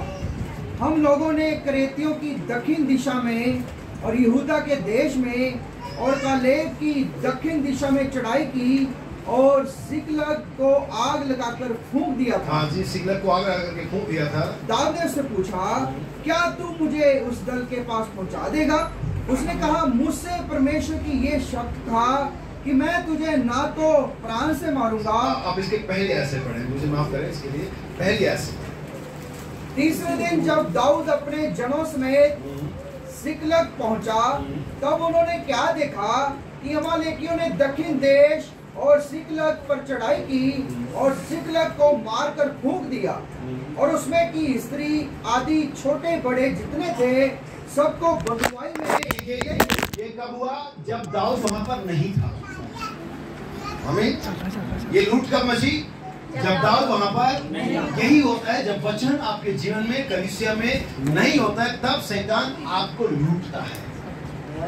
और जब हवा जब बहकाई गई, जब परमेश्वर का प्रेजेंस वहां पर नहीं था, इवन जब आदम भी वहां पर नहीं था, वही वो समय था जब हवा बहकाई गई थी। इसीलिए बाइबल हमेशा कहती है कि आपको हर समय परमेश्वर के वचन में रहना है, मन में भजन स्तुति करते हुए, निरंतर प्रार्थना करते हुए, वचन को अपने वचन में हृदय बसने देना, इसलिए ताकि शैतान का कोई दांव ना चले। और आप सोचते हैं कि मैं वचन याद है, याद रहने से काम नहीं चलेगा, उसमें बने रहना पड़ेगा। सुनिए आगे, बहुत महत्वपूर्ण पैसेज है, फिर मैं और वचन को पढ़ूंगा। परंतु सबों को लेकर अपना मार्ग लिया, इसलिए जब दाऊद अपने जनों समेत उस नगर में पहुंचा, तब नगर तो जला पड़ा था और स्त्रियां और बेटे बेटियां बंधुआई में चली गई थी। तब दाऊद और वे लोग जो उसके साथ थे चिल्लाकर इतना रोए कि फिर उनमें रोने की शक्ति न रही। और दाऊद की 2 स्त्रियां जिस्रेली अहीनोम और कमरेली नाबाल की स्त्री एबीगेल बंधुआई में गई थी। दाऊद की अपनी भी पत्नी यहाँ पर थी। सुनिए आगे, बड़ा इंटरेस्टिंग स्टोरी है ये। दाऊद की पत्नियां और बच्चे और बाकी लोग भी बंधुआई में चले गए और दाऊद वहां आने, फिर जो लौटता है वो, और दाऊद बड़े संकट में पड़ा, क्योंकि लोग अपने बेटे बेटियों के कारण बहुत शोकित होकर उनको ये नहीं मालूम था कि जो लोग रो रहे हैं तो दाऊद की खुद की भी गई हुई है। हालेलुया। सबको अपनी पड़ी रहती है, बात भी सही है, हमें बात सही है बिल्कुल, लेकिन सोचना चाहिए कि दाऊद पर क्या बीत रही है, उसकी खुद की भी गई।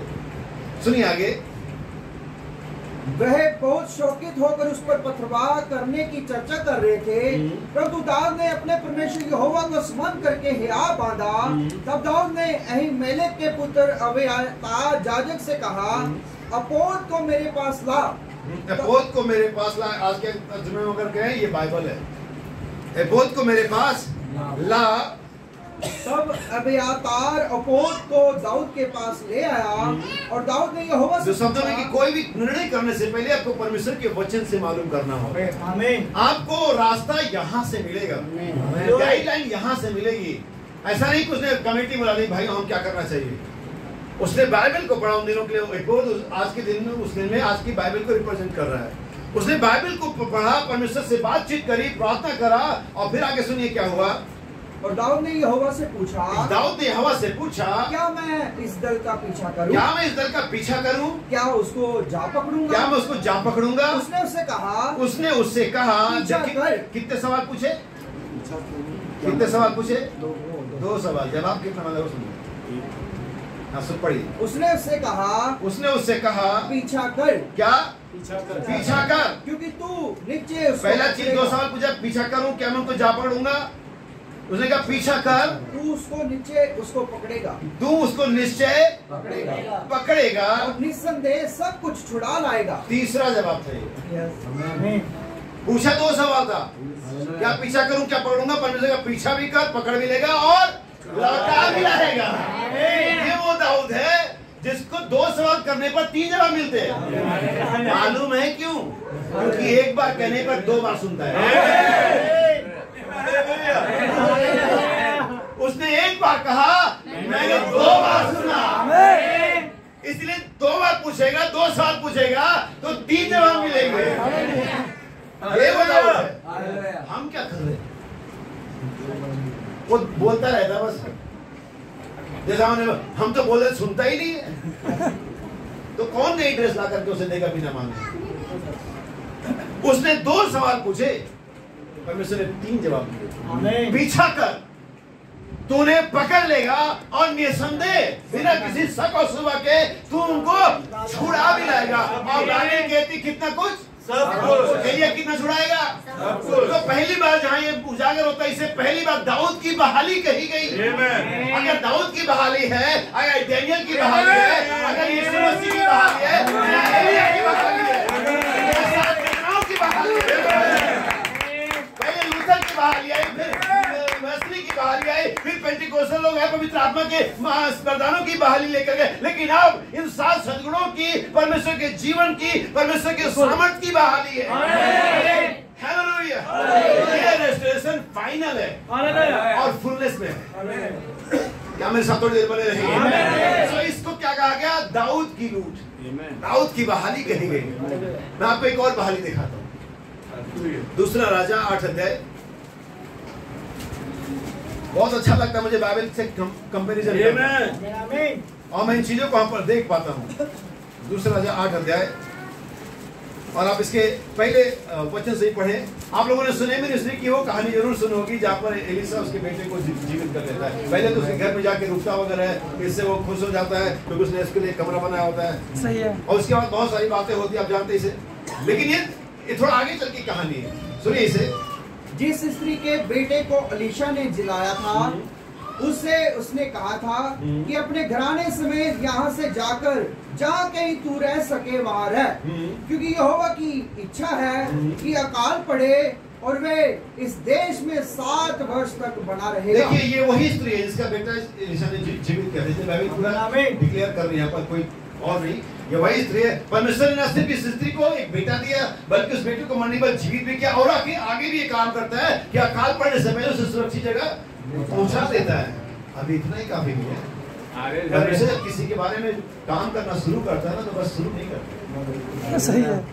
बाइबल ने फिलिपियों के पत्र में लिखा, जिसने तुम्हारे अंदर में भले काम को शुरू किया है उसे मसीह के यीशु मसीह के दिन तक पूरा भी करेगा। यहाँ पर क्या पूरा होने के लिए आप लोग खुश हैं? हालेलुया। इस बात के लिए जानकर के खुश होने शुरू कर दिया, यही फाइनल हो गया, क्योंकि अगर उसने शुरू किया है अंत भी करेगा। अगर डाली है वो चोटी का पत्थर भी करके आएगा। आमीन। याद रखिए, यहाँ पर ये तीसरी घटना है, लेकिन मैं चौथी को लेकर के जाना चाहता हूँ। सुनिए, हाँ ठीक है आप पढ़िए, मेरे ख्याल से आवाज आ रही है। परमेश्वर के आवाज है, सर पीछे आप सुन पा रहे हैं? ठीक है। परमेश्वर के भक्त के इस वचन के अनुसार वह स्त्री अपने घराने समेत फिलिस्तियों के देश में जाकर 7 वर्ष रही। जी हाँ। 7 वर्ष के बीतने पर वह फिलिस्तियों के देश से लौट आई और अपने घर और भूमि के लिए दुहाई देने को। देखिए अब वो कहाँ लौट रही है? अपने वापस घर आ रही है। 2 तरह की रिकवरी है वो, एक तो वो खुद लौट रही है, लेकिन जब वो लौटी उसका खुद का कोई प्रॉपर्टी नहीं मिला, खत्म हो गया। लेकिन परमेश्वर पूरी चिंता करता है। परमेश्वर जानता है कि चीजें क्या घटित होंगी, इसलिए परमेश्वर पहले से प्लान करके रखा होता है। और वहां दुहाई देने लगी। राजा परमेश्वर के भक्त के सेवक गेजी से बातें कर रहा था और उसने कहा कि जो बड़े बड़े काम एलीशा ने किए हैं उन्हें मुझसे वर्णन कर। जब वे राजा से ये वर्णन कर ही रहा था, एलीशा ने एक मुर्दे को जलाया। तब जिस स्त्री के जिसके बारे में बात कर ही रहा है कि एक मुर्दे को जलाया, उसकी मम्मी आ गई और उसने कहा, प्रभु मैं तो जिंदा गवाह से, मैं ये नहीं। वो आ गई, वही आकर अपने घर और भूमि के लिए दुहाई देने लगी। तब गेजी ने कहा, हे मेरे प्रभु, हे मेरे राजा, ये वही स्त्री है और यही उसका बेटा है जिसे एलीशा ने जलाया था। जी हाँ। जब राजा ने स्त्री से पूछा, तब उसने उसे सब कह दिया। जी हाँ। तब राजा ने एक हाकिम को ये कहकर उसके साथ कर दिया कि जो कुछ इसका था वह जब से इसने देश को छोड़ दिया, तब से इसके खेत की जितनी आमदनी अब तक हुई, यस सर, सब इसे फेर दे। का मूल फेरा गया, बल्कि उस मूल पर जितना सूद मिला था वो भी फेरा गया। इसलिए आज कहते हैं इस भवन की जो महिमा है वो पहले वाले से बढ़कर के होगी। आज जो रिकवर होने जा रहे हैं ना, तो उससे भी कहीं ज्यादा महिमा में होगी, उससे भी कहीं ज्यादा बेदारी से भरी होगी, उससे भी कहीं ज्यादा सामर्थ्य भी जो पहले नहीं थी। इसलिए यीशु मसीह का दूसरा आगमन यीशु मसीह के पहले आगमन से बेहतर है। आपका पहला जीवन आपके दूसरे जीवन से, जो दूसरा जीवन है पहले से बेहतर है। आप इस बात को याद रखिएगा मेरे भाई। परमेश्वर चाहता है कि हमारे पास रिकवरी हो, और रिकवरी पहले से क्या होगी? बेहतर होगी। हालेलुया। सभी चीजों को समझ पा रहे हैं? अगर आप ध्यान से देखिए, समाज में बहुत सारी जो कंपनियां होती है, बैंक होते हैं, हॉस्पिटल होते हैं, इनके पास रिकवरी की एक अलग डिपार्टमेंट, बैंक में जाए उनका रिकवरी का जो स्टाफ होता है अलग होता है। बिल्कुल सही है। कभी गाड़ी वाड़ी खींची हो तो स्पेशली जानते हैं, फाइनेंस वालों के पास होती है, वो बड़े बड़े मुस्टंडे होते हैं, बड़े बड़े गन वाले होते हैं, और रिकवरी करते हैं। उनको मालूम है हमने बांटा तो रिकवरी करना है भाई। उनकी रिकवरी टीम होती है पूरी, रिकवरी वैन होती है पूरी। अगर बैंक में है तो उनके पास भी रिकवरी स्टाफ होता है। ये सारे उनके, अगर उनके पास है तो परमेश्वर के पास भी। परमेश्वर जानता था बच्चे गिरेंगे, परमेश्वर जानता था कि ये लोग पाप में जाएंगे। गिरते हुए देखा तो उसको मालूम है क्या कर सकता है। उसको मालूम मेरे बच्चों को लेकर के जाएंगे, कोई पाप में लेकर के जाएगा, किसी को व्यभिचार में लेकर के जाएगा, किसी को विश्वास में लेकर के जाएगा, किसी को कोई बात नहीं। मैं रिकवरी का परमेश्वर, मैं बहाली का खुदा हूं, मैं कहीं भी जाएंगे, मैं इनको वापस अच्छी बात ये है, एक बार आप रिकवर हो जाते हैं आप फिर वहां जाएंगे नहीं। मैं आपको एक और रिकवरी दिखाना चाहता हूँ। ये अब्राहम की थी। अगर आप इसे समझ जाएंगे हम समय बचा लेंगे। अगर आप उत्पत्ति 14 अध्याय 14 वचन पढ़ेंगे, बाइबल कहती है वो सब कुछ लौटा ले आया जो राजा लोग लूटने गए थे। हालेलुया। न सिर्फ लूत को लौटा लाया था, लेकिन उसकी संपत्ति को भी लौटा लाया। न सिर्फ उसकी, बल्कि उससे और लूट लिया था। 1960 के आसपास इजराइल पर 7 मुस्लिम देशों ने आक्रमण किया, तो जितनी लैंड के लिए उन्होंने आक्रमण किया था, इजराइल न सिर्फ वो जीत लिया, बल्कि और भी जीत लिया। जब परमेश्वर ने रिकवर करता है, हालेलुया, तो पहले से भी ज्यादा आमीन, आमीन। हमारे पास और ज्यादा होता है जितना हमारे पास पहले कभी नहीं था। अब मैं उस कोड पर जाना चाहूंगा, भाई वर्णन ने यहाँ पर दिया है, शुरू से पहले से लेकर के नीचे की तरफ जाएंगे। अब ध्यान सुनना, क्योंकि मैसेज का पिन पॉइंट है। अगर आप पिन पॉइंट पे चूक गए तो सारा बेकार है। थोड़ा सा अपने आप को संयम के साथ रखें और सुनिए कि भाई वर्णन यहाँ पर संदेश में क्या कहते हैं।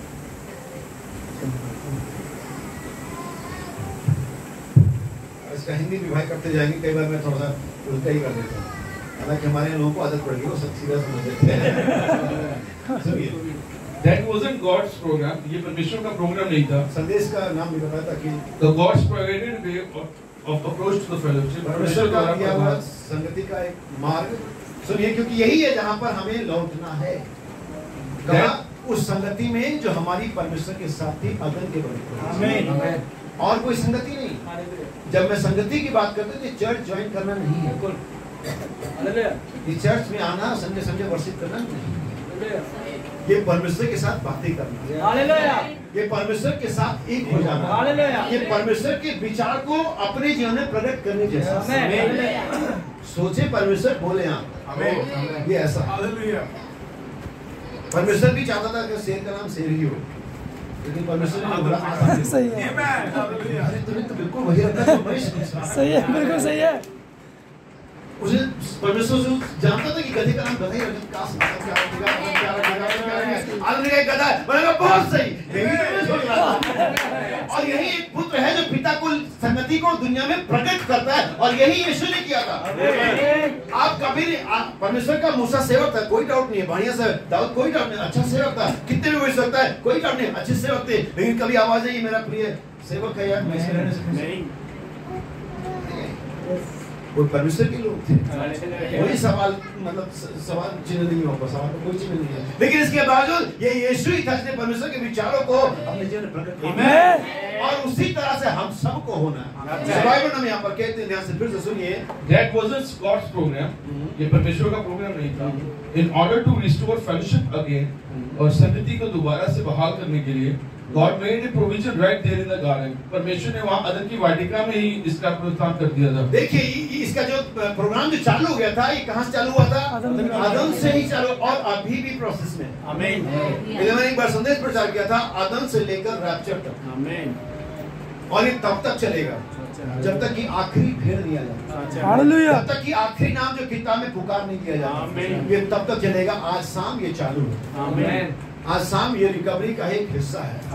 इस रिकवरी के प्रोग्राम के अंतर्गत ही मीटिंग रखी गई। ये भाई अविनाश, ये बर्थडे का एक ओकेजन, एक बहाना हो सकता है, लेकिन परमेश्वर की महान योजना में ये एक हिस्सा भी आज होनी चाहिए।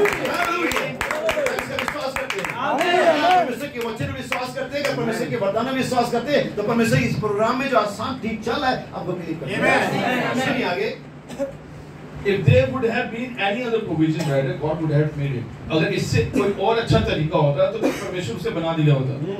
But God made the only provision. परमेश्वर ने एक ही तरीका दिया, the only basis of restoration to that blessed internal family, और एक ही तरीका है उस महान अनंत संगति की बहाली के लिए, that was through the blood of innocent victim.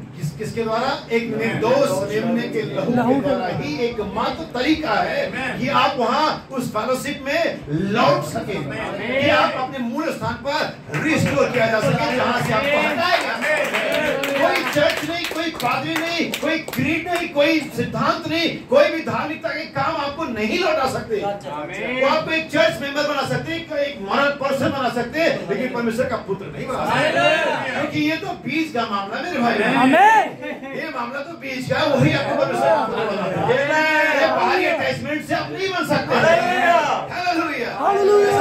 वो कहानी हमने सुना कि गधे को शेर की खाल मिल गई, ठीक है, वो खाल आपको अंदर से सेब नहीं बनाता, अंदर से गधा ही बनाता है। इसलिए हम अंदर से होना चाहते हैं ना कि बाहर से। सुनिए आगे नबी क्या कहता है, सिर्फ एक ही तरीका है, वो है निर्दोष मिलने का लहू। इसलिए मैंने कहा 7 गर्जन के द्वारा उस लौटाए जाने का पूरा होना, 7 गर्जन का जब प्रकटीकरण आता है तभी ये लौटाए जाना कंप्लीट होता है। इससे पहले प्रोसेस में है। सुनिए, God made a way back to the fellowship. परमेश्वर ने एक रास्ता बनाया संगति के लिए। That's the only basis that God ever had. इसी पर सब कुछ निर्धारित था परमेश्वर ने जो किया। And has now and ever will have, और आगे भी यही रहेगा, back to the relationship. किसमें? Relationship. रिश्ते में, सदस्यता में नहीं। हालेलुया। Relationship. किसने में? रिश्ते में। और एक चीज मैं हमेशा बताइए, रिश्ता कभी खत्म नहीं हो सकता। रिश्ते को आप कोई तरीका नहीं कि तोड़ सके। इवन अगर आप कानूनी उसमें लिख दें, अखबारों में एडवर्टाइज भी लगा दें, तब भी वो होता नहीं है। तो सिर्फ लीगली ये सब माना जाता है कि रिश्ता खत्म हो गया। वो डीएनए जो आपके अंदर में पहले से जन्म से ही है आपके अंदर में, वो नहीं निकाला जा सकता। ये चीजें सिर्फ आपको दूर कर सकती है, बातचीत कम करा सकती है और सांसारिक संपत्ति से अलग कर सकती है, रिश्ते से नहीं। और यही सब कुछ हमारे साथ हुआ। इसे मैं निकाल देता हूँ, मैं सोचता हूँ कि आपको आवाज आ जाएगी, वीडियो में भी आ जाएगी। हमें हो गया ठीक है, कोई बात नहीं, आ जाएगी। हम अभी दोपहर में वीडियो देख रहे थे आरसपुरा का, और वो वहाँ पर बिना ऐसे माइक के ही वो सब कुछ बढ़िया आवाज आ रहा था, और मैं सोचता हूँ कि यहाँ पर भी आवाज आ जाएगा। हाँ ठीक है। सब अभी सुनिए आगे नबी क्या कहता, आगे ये डिस्टर्ब भी करेगा। Back to your relationship. और ये आपको वापस रिश्ते में ले आएगा। And fellowship with God परमेश्वर के साथ संगति में is through the shed blood of innocent victims. बहाए गए निर्दोष मेमने के लहू के द्वारा। आप कहेंगे सुन गर्जना कहेंगे, वही आऊंगा मैं। वही तो मामला है। हम ये सुनिए, क्योंकि अभी आपको लिटरल ब्लड तो कहीं दिखेगा नहीं, और ना ही उसकी कल्पना कर रहे, लेकिन वास्तव में मामला ब्लड का ही है। रिश्ता बनता ही ब्लड के साथ। सुनिए आगे, That makes me feel religious. और ऐसा बताने के जब ऐसा बताते कहते ये मुझे बहुत अच्छा धार्मिकता का अनुभव हो रहा है, और जब ऐसी बात होती तो वास्तव हमें लगता हाँ हम हैं, हालेलुया, हम हैं भी, हालेलुया। आगे सुनिए आगे, Knowing that, ये जानना, there is a way, एक रास्ता है, that there is a God provided way. हाँ, ये जानना कि एक रास्ता है जिस परमेश्वर ने प्रदान किया। ये जानने के लिए आपको लगता है कहीं कुछ अभी अचानक आपको भी पता है कुछ अभी है, अभी ऑप्शन है, अभी चांस है, और वो चीज आपको फिर से खड़ा करती है। ओके, हाँ अभी भी बच सकता हूँ मैं। इतने साल हो गए, अब कुछ नहीं हो सकता, सबने छोड़ दिया, अब प्रभु अगर आपको अचानक नहीं, अभी भी आप बचाए जा सकते हैं। अभी भी आपको बुला रहा है, आ जाओ, अभी भी कर सकता है। आज शाम आपके पास अवसर है कि आप रिस्टोर किए जाए उस जगह पर जहाँ पर आप पहले थे। हालेलुया। दोपहर बात करता है, शायद कल शाम को हमने कहा सिर्फ दुनिया में एक ही व्यक्ति जो अपने यहाँ होने से पहले जानता था कि इस पृथ्वी पर होने से पहले भी यहाँ पर जानता था कि कहीं और था, और उस व्यक्ति का नाम था यीशु मसीह। वो पृथ्वी पर होने के बावजूद नहीं जानता था कि पृथ्वी पर होने से पहले जबकि ठीक अभी पृथ्वी पर है, वो कहीं और भी एग्जिस्ट करता है, और कहता है जिसमें उसके पुत्र को तुम देखते हो वो स्वर्ग में है, होगा नहीं। तो वो जानता था कि न सिर्फ मैं यहाँ पर हूँ, मैं वहाँ पर भी हूँ। आपका रिप्रेजेंटेशन आपके थियोपनी बॉडी, आपके नाम आपकी हथेली पर बनाए गए चित्र वहाँ पर पिता के पास अभी भी है। इससे पहले कि मैं यहाँ पर होता, मैं वहाँ पर हूँ, और ठीक अभी भी वहाँ पर हूँ। जैसे ही पृथ्वी पर का डेरा सिखा गिराया जाएगा तो जो वहाँ पर है उसी में जाने के बाद जो उसी प्रोग्राम का हिस्सा है। सुनिए अभी आगे बहुत कुछ है, समय की कोई पाबंदी नहीं शायद मुझे लगता है। The very reason of that is because the person how wasn't right with God to start with it. और एक ही कारण है कि ऐसा पहले नहीं हो पाया क्योंकि एक इंसान का हृदय एक सही नहीं था परमेश्वर से शुरू करने के लिए। कोई ऐसा मनुष्य नहीं था जो इसे सही प्रकार से शुद्ध हृदय से शुरू कर सकता। God wants us all as one body. परमेश्वर हमें एक देह के रूप में चाहता है, एक देह जिसकी बाइबल में लिखा हुआ है one body of believer, और विश्वासियों की एक देह। कौन सी देह? विश्वासियों की देह।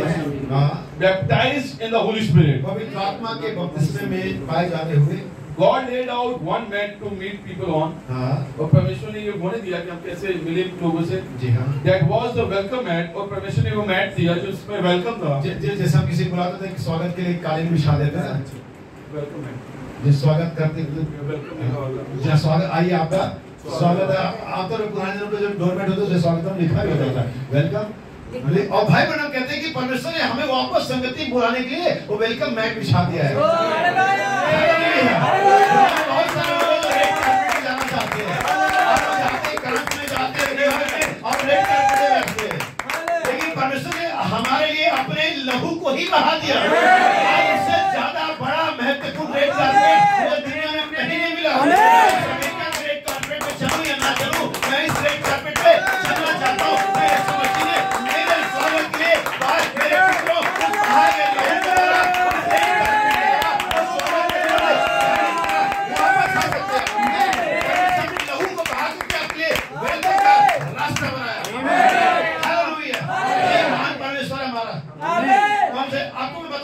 ये रिकवरी क्या होती है? बाइबल ने एक शुद्धिकरण का एक मैसेज बताया. शुद्धिकरण का मतलब है चुन लेना और सेवा के लिए अलग किया जाना. आप जानते हैं बाइबल ने एक एग्जांपल देते हैं. जब उनके पास एक चाय पीने का मान लो मग हो और अचानक वो कहीं खो जाता तो ढूंढते मग कहाँ गया मग कहाँ गया मग कहाँ गया. और घर में उनके पास मुर्गियां भी थी कुत्ते भी थे.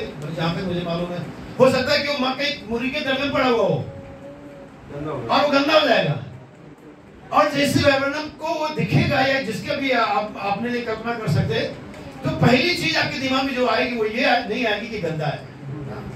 ये मेरा है. ये मैं है. पहला चीज उस पर आएगा रिएक्शन ऑनर से आइडेंटिफिकेशन. ये गंदा है ये मैला है ये कूड़ा है लेकिन ये मेरा है.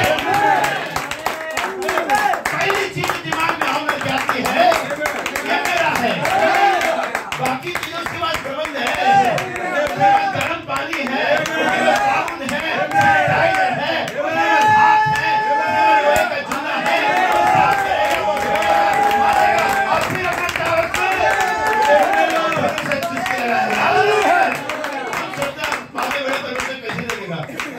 पहले ये नहीं दे रहे तो पापी हो. पहले देख रहे कि मेरे बेटे डोंट वरी. मेरे पास है पहली चीज ऑनरशिप है. धर्म में जो मूर्ति पूजकों का धर्म था परमेश्वर जी आपको कलीसिया में अभी समझ में पाप किया में देखा देने का रे यार तो पापी है. पहले देखा ये मेरा है. फिर देखा पापी है कोई बात नहीं मैंने लहू बहाया. इसके अंदर कोई गुण नहीं है तो मैं अपने पवित्र आत्मा के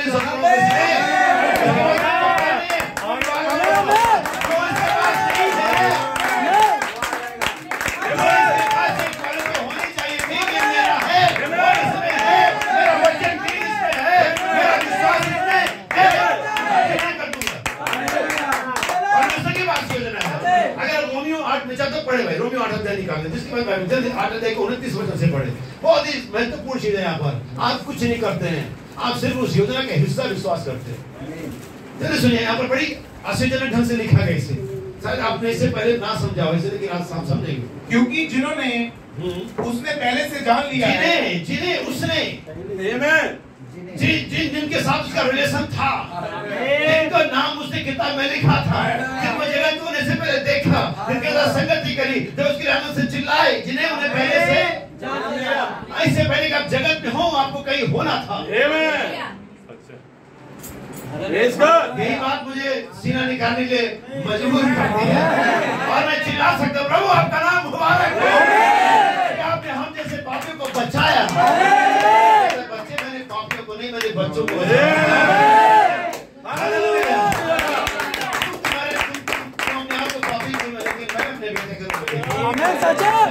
जिन्हें उसने किसने उसने पहले से जाना उन्हें पहले से डराया भी है. उन्हें पहले से ठहराया है कि उसके पुत्र के स्वरूप में हो. हाँ जी.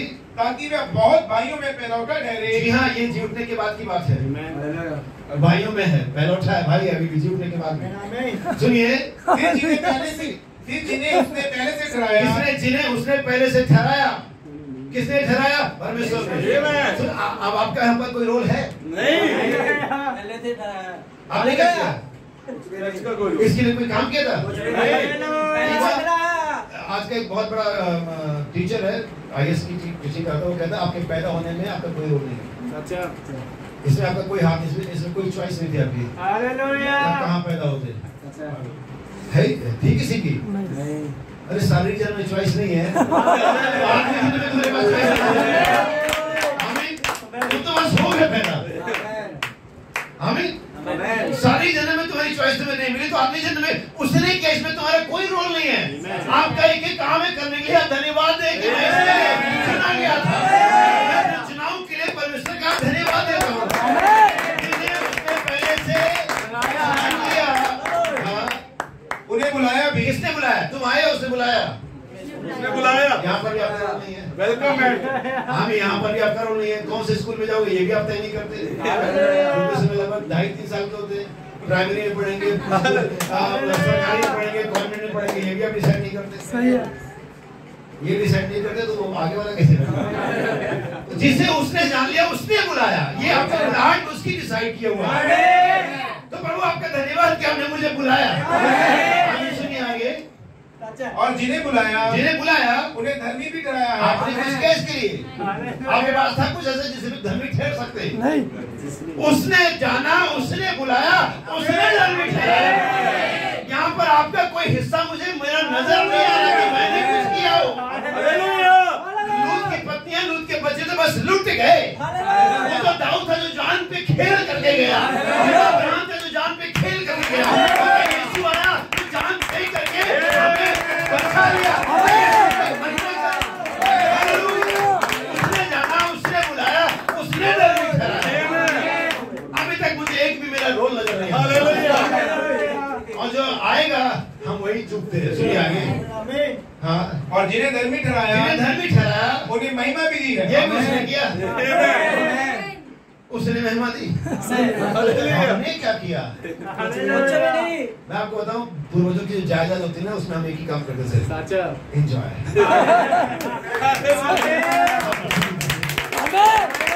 लोगों की जायदाद क्या करते हैं? एंजॉय करते। उड़ाऊ पुत्र ने जो एंजॉय किया बाप की दौलत में किया। जब अपने कमाई का टाइम आया तो सोनों से ज्यादा भोजन नहीं मिल रहा था। हम जो एंजॉय कर रहे हैं, हमारी खूबी कर रहे हैं, हमारी हमारे बाप के जायदाद पर, इसके चुनिए जाने पर, इसके बुलाए जाने पर, इसके जाने पर, इसके महिमा दिलाने पर आज हम एंजॉय कर रहे हैं। हमने कुछ नहीं किया। एक चीज हमें करनी है, उसको धन्यवाद देना है। उसने में रिस्टोर किया। जिसे उसने जाना, उसने उसे बुलाया, जिसे बुलाया उसे उसे महिमा मिली और हमें यीशु मसीह के साथ वारिस बना दिया। यीशु का है उतना हमारा है। यीशु जीवित है, हम जीवित हैं। यीशु है, यीशु मसीह में है। तो उसे दाऊद की बहाली कही। वापस आऊंगा कि बिना भी कोट पूरा किए मैं जाऊंगा नहीं। मैं हमने जाने भी नहीं देना। फाइनल पंच मारना है मेरे पॉइंट पर लेकर क्या आगे क्या कहते हैं? ध्यान सुनिए मेरे भाई बहन। That was the welcome mat. और ये स्वागत का बिछा हुआ जो कालीन था From the once fallen fellowship, और एक बार जिनके पास कभी संगति थी, जो संगति एक बार कभी गिर गई थी, हाँ, जो हमारे पास सदन में थी, आप कह सकते जगत के होने से पहले भी। the restoration back is of blood. और ये जो लहू है वो क्या करता है? बहाल करता है। हमें वापस उस रिश्ते में उस जगह पर ले आता है जहाँ से हम एक बार कभी गिर गए थे। नबी कहते हैं एक नई चीज को डेकोरेट करके रख देना नहीं है।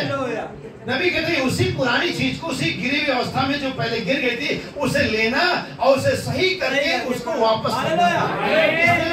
कहते हैं जब आदम गिर गया तो और आत्मा उसके पास थी। बाइबल कहती है ऐसा। लेकिन वो और आत्मा से और आदम बना सकता था, लेकिन वो जो गिर गया उसका क्या? सही है। वो हमारी जगह किसी और कुछ, लेकिन फिर हमारा क्या? उसे ही रिस्टोर करना था जो एक बार वहां पर था। कोई भी बढ़िया प्रचारक, कोई बढ़िया पादरी, कोई बढ़िया पुरोहित आपकी जगह नहीं ले सकता। कोई बड़े बड़े मिरेकल वर्कर प्रीचर आपकी जगह नहीं। तो आप थे जो गिरे थे। बढ़िया हो सकेंगे लोग, लेकिन वे आपकी जगह नहीं ले सकते, क्योंकि ये तो आप थे जो गिरे थे। ये तो आपको जो वापस आए, और वापस उसके पास एक और लेडीज है, फिर भी काम चलेगा नहीं। Amen. उसका क्या जो किया था, उनके नामों का जो किताब में थे, उन्हीं नामों को आवाज बुलाएगा। जब तक वो आखिरी नाम नहीं पुकारा जाता, तब तक वो दया का सिंहासन खुला रहेगा, तब तक आपके लिए बस मौका रहेगा। सुनिए, मैं जल्दी करता हूँ। Through the blood you have fellowship, restoration to fellowship with God. Last exposition of सात कलीसिया कालों की व्याख्या इसमें नबी कहता है जो लौकिक कलीसिया काल के संदेश से है। But also it is a fact that the prophet for the last age must be bringing forth a message from God. ये भी एक fact है कि इस अंत युग का जो नबी है वो एक मैसेज को ला रहा है परमेश्वर से, that will fall in the second coming of the Lord, जो परमेश्वर के दूसरे आगमन के आगे आगे चलेगा। For by his message, और उसके संदेश वो जो नबी आएगा आखिरी युग में, उसके संदेश के द्वारा, for by his message will the hearts of the children be turned back to the Pentecostal fathers. तब हमारे जो परमेश्वर के बच्चे हैं उनका जो विश्वास है वैदिक पिताओं की ओर वापस फेरा जाएगा। ये भी रेस्टोरेशन है। And with the restoration of the word, और जब ये रेस्टोरेशन होता है जो कि वचन का है, यहीं पर है जहाँ पर मैं आपको पिन पॉइंट दिखाना चाहता हूँ कि हम शायद उस पार्ट 1 में, जैसे एक्सोडस निर्गमन के 2 भाग होते हैं, पार्ट 1 निकलना, लेकिन पार्ट 2 अंदर जाना। और अभी तक इस रेस्टोरेशन को इंटरनेशनल के लोगों ने पार्ट 1 में एक्सेप्ट किया है और जाना है, लेकिन यहाँ पर पार्ट भी है। अभी तक वचन का रेस्टोरेशन हुआ है और हम मेंटली ये जान पाए कि हम कौन थे, कहाँ से आते हैं। हम एग्जैक्टली सब कुछ वर्बली और नॉलेज में जान गए हैं, लेकिन यहाँ वास्तव में ये कंप्लीट नहीं हुआ, ये पूरा नहीं हुआ। हमें सुनिए फिर से, and with the restoration of the word will come the restoration of the power. आमीन। जैसे वचन के अंदर में वचन के द्वारा लौटाए जाएंगे, वो हमें सामर्थ्य में भी लौटाया जाना है। खाली हम चर्च सदस्य नहीं हो सकते और सच्चाई जानते रहे, हमें परमेश्वर के पुत्र के सामर्थ्य को भी क्या करना है, प्रकट करना है मेरे भाई। और यही वो लहू है जो 7 वेदनाओं के थ्रू हमें लेकर के आता है। मैंने लहू का जिक्र क्यों किया? क्योंकि अभी तक हम मेंटली, बौद्धिक तौर से परमेश्वर के पुत्र हैं, हमें बिलीव करते और शायद हम इसे दिमाग के तौर पे जानते भी है, लेकिन वो सामर्थ्य लहू में है। वो पावर जो लहू में, वो चरित्र जो लहू में है, वो अभी रिफ्लेक्ट नहीं हो रहा है। लेकिन हम उस प्रोसेस में जा रहे हैं। हम कहते हैं, याद रखिए, जब वो निर्गमन में निकल तो आए, लेकिन वो प्रवेश नहीं कर पाए। आज मैसेज बिलीवर की सबसे बड़ी प्रॉब्लम है, हम बाहर तो निकले लेकिन हम अंदर पहुंच नहीं पाए। हम परमेश्वर के पुत्र कहलाए तो, लेकिन हम उसे प्रकट नहीं कर पाए। आप कहेंगे ये बात कैसे है? मैं चाहता हूं कि इसे बड़ी बारीकी से जानें। ये बात है कैसे? एक संदेश है, ये भी 7 कलीसिया काल की व्याख्या है, जो इफिसुस की कलीसिया उसका कोड है ये। उस पेड़ ने क्या उपजाया? ज्ञान के वृक्ष ने मृत्यु उत्पन्न की। ना सुनिएगा, ज्ञान के वृक्ष ने मृत्यु उत्पन्न करी। कैन ने अपने भाई हाबिल को मार डाला, दुष्टों ने धर्मी को मार डाला। अभी हमने कोट पढ़ा था कि हम वचन के अंदर में लौटाए गए, लेकिन हमें पावर में भी लौटाए जाना है। जब वचन के अंदर लौटाए जाएंगे तो हमें सामर्थ में भी लौटना है। जैसा यीशु बपतिस्मे से पहले वचन वचन वचन वचन, लेकिन बपतिस्मे के बाद बाइबल कहते हैं पवित्र आत्मा की सामर्थ्य में लौटे। और ये और उसकी पहली जो 30 साल की जो पीछे का जीवन था, और इसमें बड़ा फर्क था। ठीक ऐसे कहूंगा, यीशु मसीह के जी उठने से पहले की सेवकाई सबके लिए थी, लेकिन यीशु मसीह की जी उठने के बाद की सेवकाई रेस्टोरेशन की मिनिस्ट्री। जी उठने के बाद वो किसी पब्लिक शो में नहीं गया, जी उठने के बाद वो किसी भी अरे गहरे के पास नहीं गया, जी उठने के बाद सिर्फ चुने हुए वे जो पहले से उसके साथ थे, जिन्होंने हर कदम में साथ मिलाया था, जो पीछे चले गए थे वो उनको वापस निकल गया। यही उसकी दूसरी सेवकाई थी। सो बाइबल हम कहते हैं जब वचन के में लौटाए जाएंगे तो वचन के लौटाए जाने के साथ ही उसी के द्वारा सामर्थ्य में भी। अब बाइबल में कहते हैं कैन दुष्टों ने धर्मी को मार डाला। हमने इस पैटर्न को, इसने एक पैटर्न सेट कर दिया, या उस पैटर्न को तब तक कायम रखेगा जब तक कि भविष्यवक्ताओं के द्वारा कही गई सभी चीजों की बहाली नहीं हो जाए। ये पैटर्न तब तक सेट रहेगा कि दुष्ट धर्मी को मार डालेंगे, अंधकार के संतान और उजाले के संतानों पर हावी रहेंगे, चलाक रहेंगे, हमें दबाया और घसीटा जाएगा। ये पैटर्न था, लेकिन जैसे ही पूरी बहाली हो जाती है, जैसे हम वचन और सामर्थ दोनों में लौट जाते हैं, जैसे वो ओरिजिनल कंडीशन को प्राप्त करते ये मामला खत्म हो जाएगा। फिर बाइबल कहती है कि तब धार्मिक दुष्टों को लताड़ देंगे। अब ऐसा नहीं होगा कि दुष्ट धर्मी को मार डालेंगे, कैन हाबिल को, तब ऐसा तब तक होता रहेगा जब तक कि संपूर्ण बहाली नहीं है। लेकिन जैसे 7 गर्जनाएं अपने सारे सबको को दे देती है, तो परफेक्ट में खड़ा हो जाता है, परमेश्वर का आत्मा उसमें मूव करने लगता है, तब ये पैटर्न खत्म हो जाएगा। तब वो पैटर्न आएगा जो उत्पत्ति से पहले था, जो पाप से पहले था, जो यीशु मसीह ने उस बिजली की कड़क के साथ शैतान को गिरते हुए देखा था। आप जब इस बहाली में आ जाएंगे, आप अपने जीवन में, अपने परिवार में, अपनी कलीसिया में शैतान को गिरते हुए देखेंगे। अभी शैतान आपको गिराता हुआ दिखा रहा है, लेकिन जैसे रेस्टोरेशन कंप्लीट होती है फिर शैतान गिरता हुआ। हालेलुया, उसने आपको बहुत परेशान किया है, लेकिन ये जो फुलनेस आई है रेस्टोरेशन की, शैतान को परेशान किया। आप धोखा मत खाओ, शैतान के बातों में मत आना, या ऐसा कुछ नहीं। वो सिर्फ इसलिए ऐसा कह रहा था कि वो बच सके। हमें ऐसा कुछ नहीं इसलिए कह रहे ताकि वो बच सके, लेकिन ऐसा होगा नहीं, वो बच नहीं पाएगा, क्योंकि परमेश्वर के पुत्र आ रहे हैं। आमीन। वो की बहाली अगर सब कुछ लौटा सकती है, अगर एलिया की बहाली सब कुछ लौटा सकती है, तो 7 गजाओं की बहाली हमें वापस खड़ा करेगी। इसलिए बाइबल कहते जब तक कि हम में सब के सब परमेश्वर के पुत्र की पहचान में और यीशु मसीह के पूरे डील डोल में ये फुलनेस है, हम वहीं से गिरे थे, वही वापस कहने की बहुत सारी बातें मेरे भाई, लेकिन एक बात जो महत्वपूर्ण वही है, हमें लौटना पड़ेगा। बाइबल में यीशु ने कहानी को सुनाया था, जब किसी के अंदर में दुष्ट आत्मा निकाल दी जाती है, उस के स्थान में चली जाती है, और वो व्यक्ति बहुत आजाद महसूस, लेकिन वो इस बात को भूल जाता है कि उसको द्वार के ऊपर में प्रहरी को बैठाना था, और तब वो दुष्ट आत्मा वापस आती है और घर को खाली और साफ पाती है, और अपने साथ और पूरी दुष्ट आत्मा को आप मालूम वो और को क्यों ले आती है? ये अकेले निकल गई थी, तो कमजोर अनुभव करती, बोलती यार अकेले निकल जा रही हूँ, मुझे निकाल दे और भाई बहन कहते हैं दुष्ट आत्मा निकल जाना एक बहुत बड़ी बात नहीं थी, या कंप्लीट बात नहीं थी। दुष्ट आत्मा निकल जाने के बाद उस घर को भरा जाना महत्वपूर्ण बात है। भाई बहन कहते हैं मिस्र से निकलना महत्वपूर्ण नहीं था, उनको जल्दी से कराने पहुंचना था। भाई बहन आज के संदेश में अगर मैं आज इस दिन में आज के शब्दों में कहूं तो मैसेज में आ जाना महत्वपूर्ण नहीं था, बपतिस्मा ले लेना जल का महत्वपूर्ण नहीं था, संडे चर्च जाना, बाइबल के मैसेज बाइबल को ऐसे समझ लेना और रिचुअली उसमें चलना महत्वपूर्ण नहीं था। महत्वपूर्ण ये था उस चीज को पाने से आमीन। पौलुस जब इफिसियों कलीसिया में गया, उन्होंने पूछा बिजनेस कैसे चल रहा है, और बच्चे स्कूल ठीक ठाक चल रहे नहीं चल रहे, और बहन आपका घर में सब ठीक था, लड़ाई झगड़ा तो नहीं था क्या? उसने ऐसे सवाल पूछे नहीं, उसने एक ही सवाल पूछा, क्या तुमने कभी खराब? और हम महत्वपूर्ण सवाल पूछने में चुप जाते हैं, शायद हम संकोच करते हैं, लेकिन यही महत्वपूर्ण सवाल है, क्या आप वास्तव में रिस्टोर हुए? आप किस इमेज में आगे बढ़ रहे हैं? आपके पास क्या प्लान है परमेश्वर के लिए? आपके पास क्या विजन है परमेश्वर के वचन के द्वारा जो आप देख रहे हैं? अभी का एक जवान लड़का जब शादी की उम्र में आता है, वो एक दर्शन एक विजन, मतलब सिर्फ वो दर्शन ही नहीं होता, एक प्लान भी होता है, तो क्या कैसी पत्नी के लिए योजना बना रहा है, कैसे बच्चों के लिए, कैसे परिवार के लिए, कैसे संगति की योजना बना रहा है।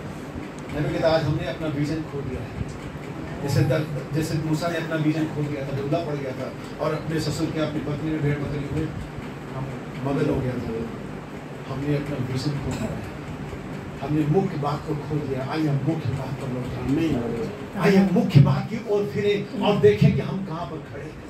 परमेश्वर आज इस बात के लिए यहाँ पर है आपके साथ खड़ा कि आपको लौटाने आ सकता है। आमीन। बस 126 में लिखा हुआ है, और उसने बंधुओं को लौटा लिया था, हम सब देखने वाले जैसे। ये भी हो सकते हैं क्या? हाँ ये हो सकता है, ये स्वप्न नहीं है, गारंटी। ये लोग लौटना चाहते हैं। बहुत सारी बातें देखी मेरे भाई, लेकिन शायद उसे कहने का कोई बहुत ज्यादा फायदा नहीं होगा अगर हम सिर्फ एक बार जान लें हमें लौटना है, हमें पिता के पास लौटना है, उस राव पुत्र का मुझे लौटना चाहिए, क्योंकि आज जो मेरे पास है उससे कहीं ज्यादा वहाँ पर था। और अच्छी बात सिर्फ यही है, उसने अपना हिस्सा उठाया था, उसने अपने बाप का कुछ नहीं खोया था। बाप अभी भी मालदार है, बल्कि मैं आज की लाइन में देखो, बाप अभी भी अनुग्रहकारी है, आपके पास अभी भी आपके देने के लिए बहुत कुछ है उसके पास। बाप अभी भी आपका इंतजार कर रहा है, है। वो बाहों को फैलाए हुए छत के ऊपर बैठा हुआ उस मार्ग पर निगाह जमाए हुए और इवन वेलकम कारपेट बिछाए हुए है। अपने लहू को बहा करके वो वापस जरूर आएगा। और नबी कहता हूँ पिता इतना निश्चित था उसके आने के लिए, ऊपर बैठा हुआ था क्योंकि उसने दूर से ही देखा और नीचे बैठ कर तो दूर से नहीं देख सकता, इसके लिए उसे ऊपर होना था। नबी कहता परमेश्वर आपके वापसी में निश्चित है। सही है, सच। रोकामा हालेलुया। खलिहानों पर इत्तेफाकन कोई बच्चा मुझे मिल जाएगा नहीं, उसे मालूम था बच्चा है वहाँ, हालेलुया, आमीन। उसे मालूम था अंडा वहाँ पर था अच्छा। और अगर अंडा था तो बच्चा कहीं न कहीं होना चाहिए। इससे कोई मतलब नहीं कि किस खलिहान किस चर्च में है, लेकिन वो होगा जरूर क्योंकि मैं उसे लौटाने के लिए जा रही हूँ। उसको मालूम था वो बच्चा मिलेगा, उस पिता को मालूम था वो पुत्र मेरा वापस आएगा। आज परमेश्वर को मालूम है, परमेश्वर इस बात में निश्चित है वो वापस आएगा। उस मार्ग पर जो उसने आपको दिया, उस संगति के लिए वापस आना जो आदम में खो गई थी, तो उस संगति को चाहिए। हालेलुया, आमीन। आइए दूसरा कुछ आपके लिए प्रार्थना करूंगा, हम में से प्रत्येक के लिए। आमीन। अगर आप सिर्फ इतना नहीं चाहते कि सिर्फ संडे संडे चर्च आते रहे, बल्कि आप ये चाहते हैं कि आप उस पवित्र आत्मा के अनुभव को ले, जिसे पाने के बाद कोई पीछे नहीं जा सकता, जिसे पाने के बाद कोई और चाहत दिल में नहीं रहेगी। पवित्र आत्मा का अनुभव, पवित्र आत्मा का स्वाद एक ऐसा स्वाद है जिसको पाने के बाद किसी और चीज में आपको स्वाद नहीं है। परमेश्वर की पवित्र आत्मा के द्वारा दिया गया आनंद एक ऐसा अनुभव है जिसके बाद कोई और आनंद आपको आनंदित नहीं कर पाएगा। मसीह का क्रूस पर मारा जाना एक ऐसा आकर्षण है जिसके बाद कोई और चीज आपको और अधिक आकर्षित नहीं कर सकती।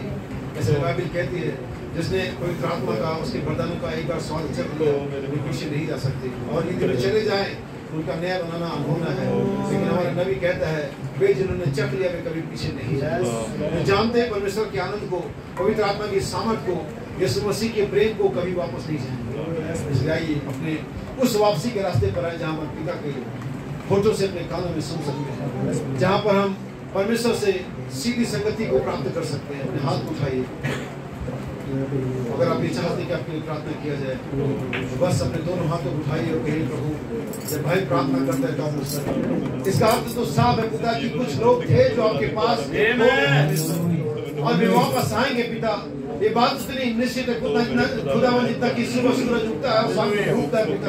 ये बात इतनी निश्चित है खुदावन जितना आज मैं यहाँ खड़ा हूँ, लोग यहाँ पर हैं पिता, ये उतना निश्चित है खुदावन जितना वचन निश्चित है पिता। होने पर हर एक भाई हर एक बहन जो शायद कहीं विचारों में, कहीं अपराधों में, कहीं दुनिया के पाप में, कहीं दुनिया के विलासों में, कहीं दुनिया के राग रंग में, कहीं दुनिया के चकाचौंध में खो गया पिता, होने पर आज उस आवाज को जिसकी पुकार ऊपर से पुकार रही पिता वो लौट आए पिता, उस संगति में, उस उपस्थिति में, उस प्रेम में, उस सामर्थ्य में जो एक बार उसके पास कभी हुआ करती थी पिता, ताकि वो जान ले खुदावन की परमेश्वर अभी भी उसे प्रेम करता है। मेरे प्रत्येक भाई को, मेरे प्रत्येक बहन को, मेरे प्रत्येक जवान बेटे और बेटियों को पिता जो आज इस भवन में है खुदावन, मैं यीशु मसीह के नाम में हर एक के लिए बहाली मांगता हूँ खुदावन, हर एक के लिए छुटकारा मांगता हूँ परमेश्वर। मैं मांगता हूँ खुदावन उनमें से प्रत्येक आपके गले में पुनः वापस हो जाए पिता, उनके पास फिर से वही बेदारी, फिर से वही विश्वास, फिर से वही प्रेम, फिर से वही सहभागिता खुदावन।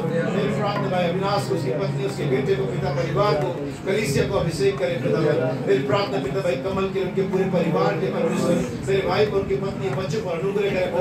मेरी प्रार्थना भाई कमल के पापा के पिता, मेरे बुजुर्ग भाई के प्रभु जो बीमारी के शरीर में पिता कमजोरी है पिता, मैं चाहता हूँ प्रभु यीशु मसीह के नाम में उस भाई को चंगा करें खुदावन। प्रभु यीशु मसीह का लहू उसके जीवन में, उसके शरीर में, आत्मा में, प्राण में छुटकारा लेकर के पिता। मेरी प्रार्थना खुदावन जितने भी पास्टर भाई लोग और भाई लोग लुधियाना से, पटियाला से पिता, पठानकोट से और गुरदासपुर से पिता, या बटाला से पिता, या जहाँ कहीं से भी आए पिता, आप उन सभी को आशीष दे पिता परमेश्वर, और उनके परिवारों में, उनकी कलीसियों में अपनी चुप उपस्थिति को उंडेले पिता। इस सभा को, इस पुलपिट को तेरे हाथ में देता प्रभु। मैं चाहता हूँ तेरा पवित्र आत्मा हमारे बीच में हो पिता, और तेरा वचन हमें से प्रत्येक के दिन में और भी बहुत ऐसे बढ़ता चला जाए। वो अपने उद्धार करता प्रभु यीशु मसीह के नाम में। आमीन।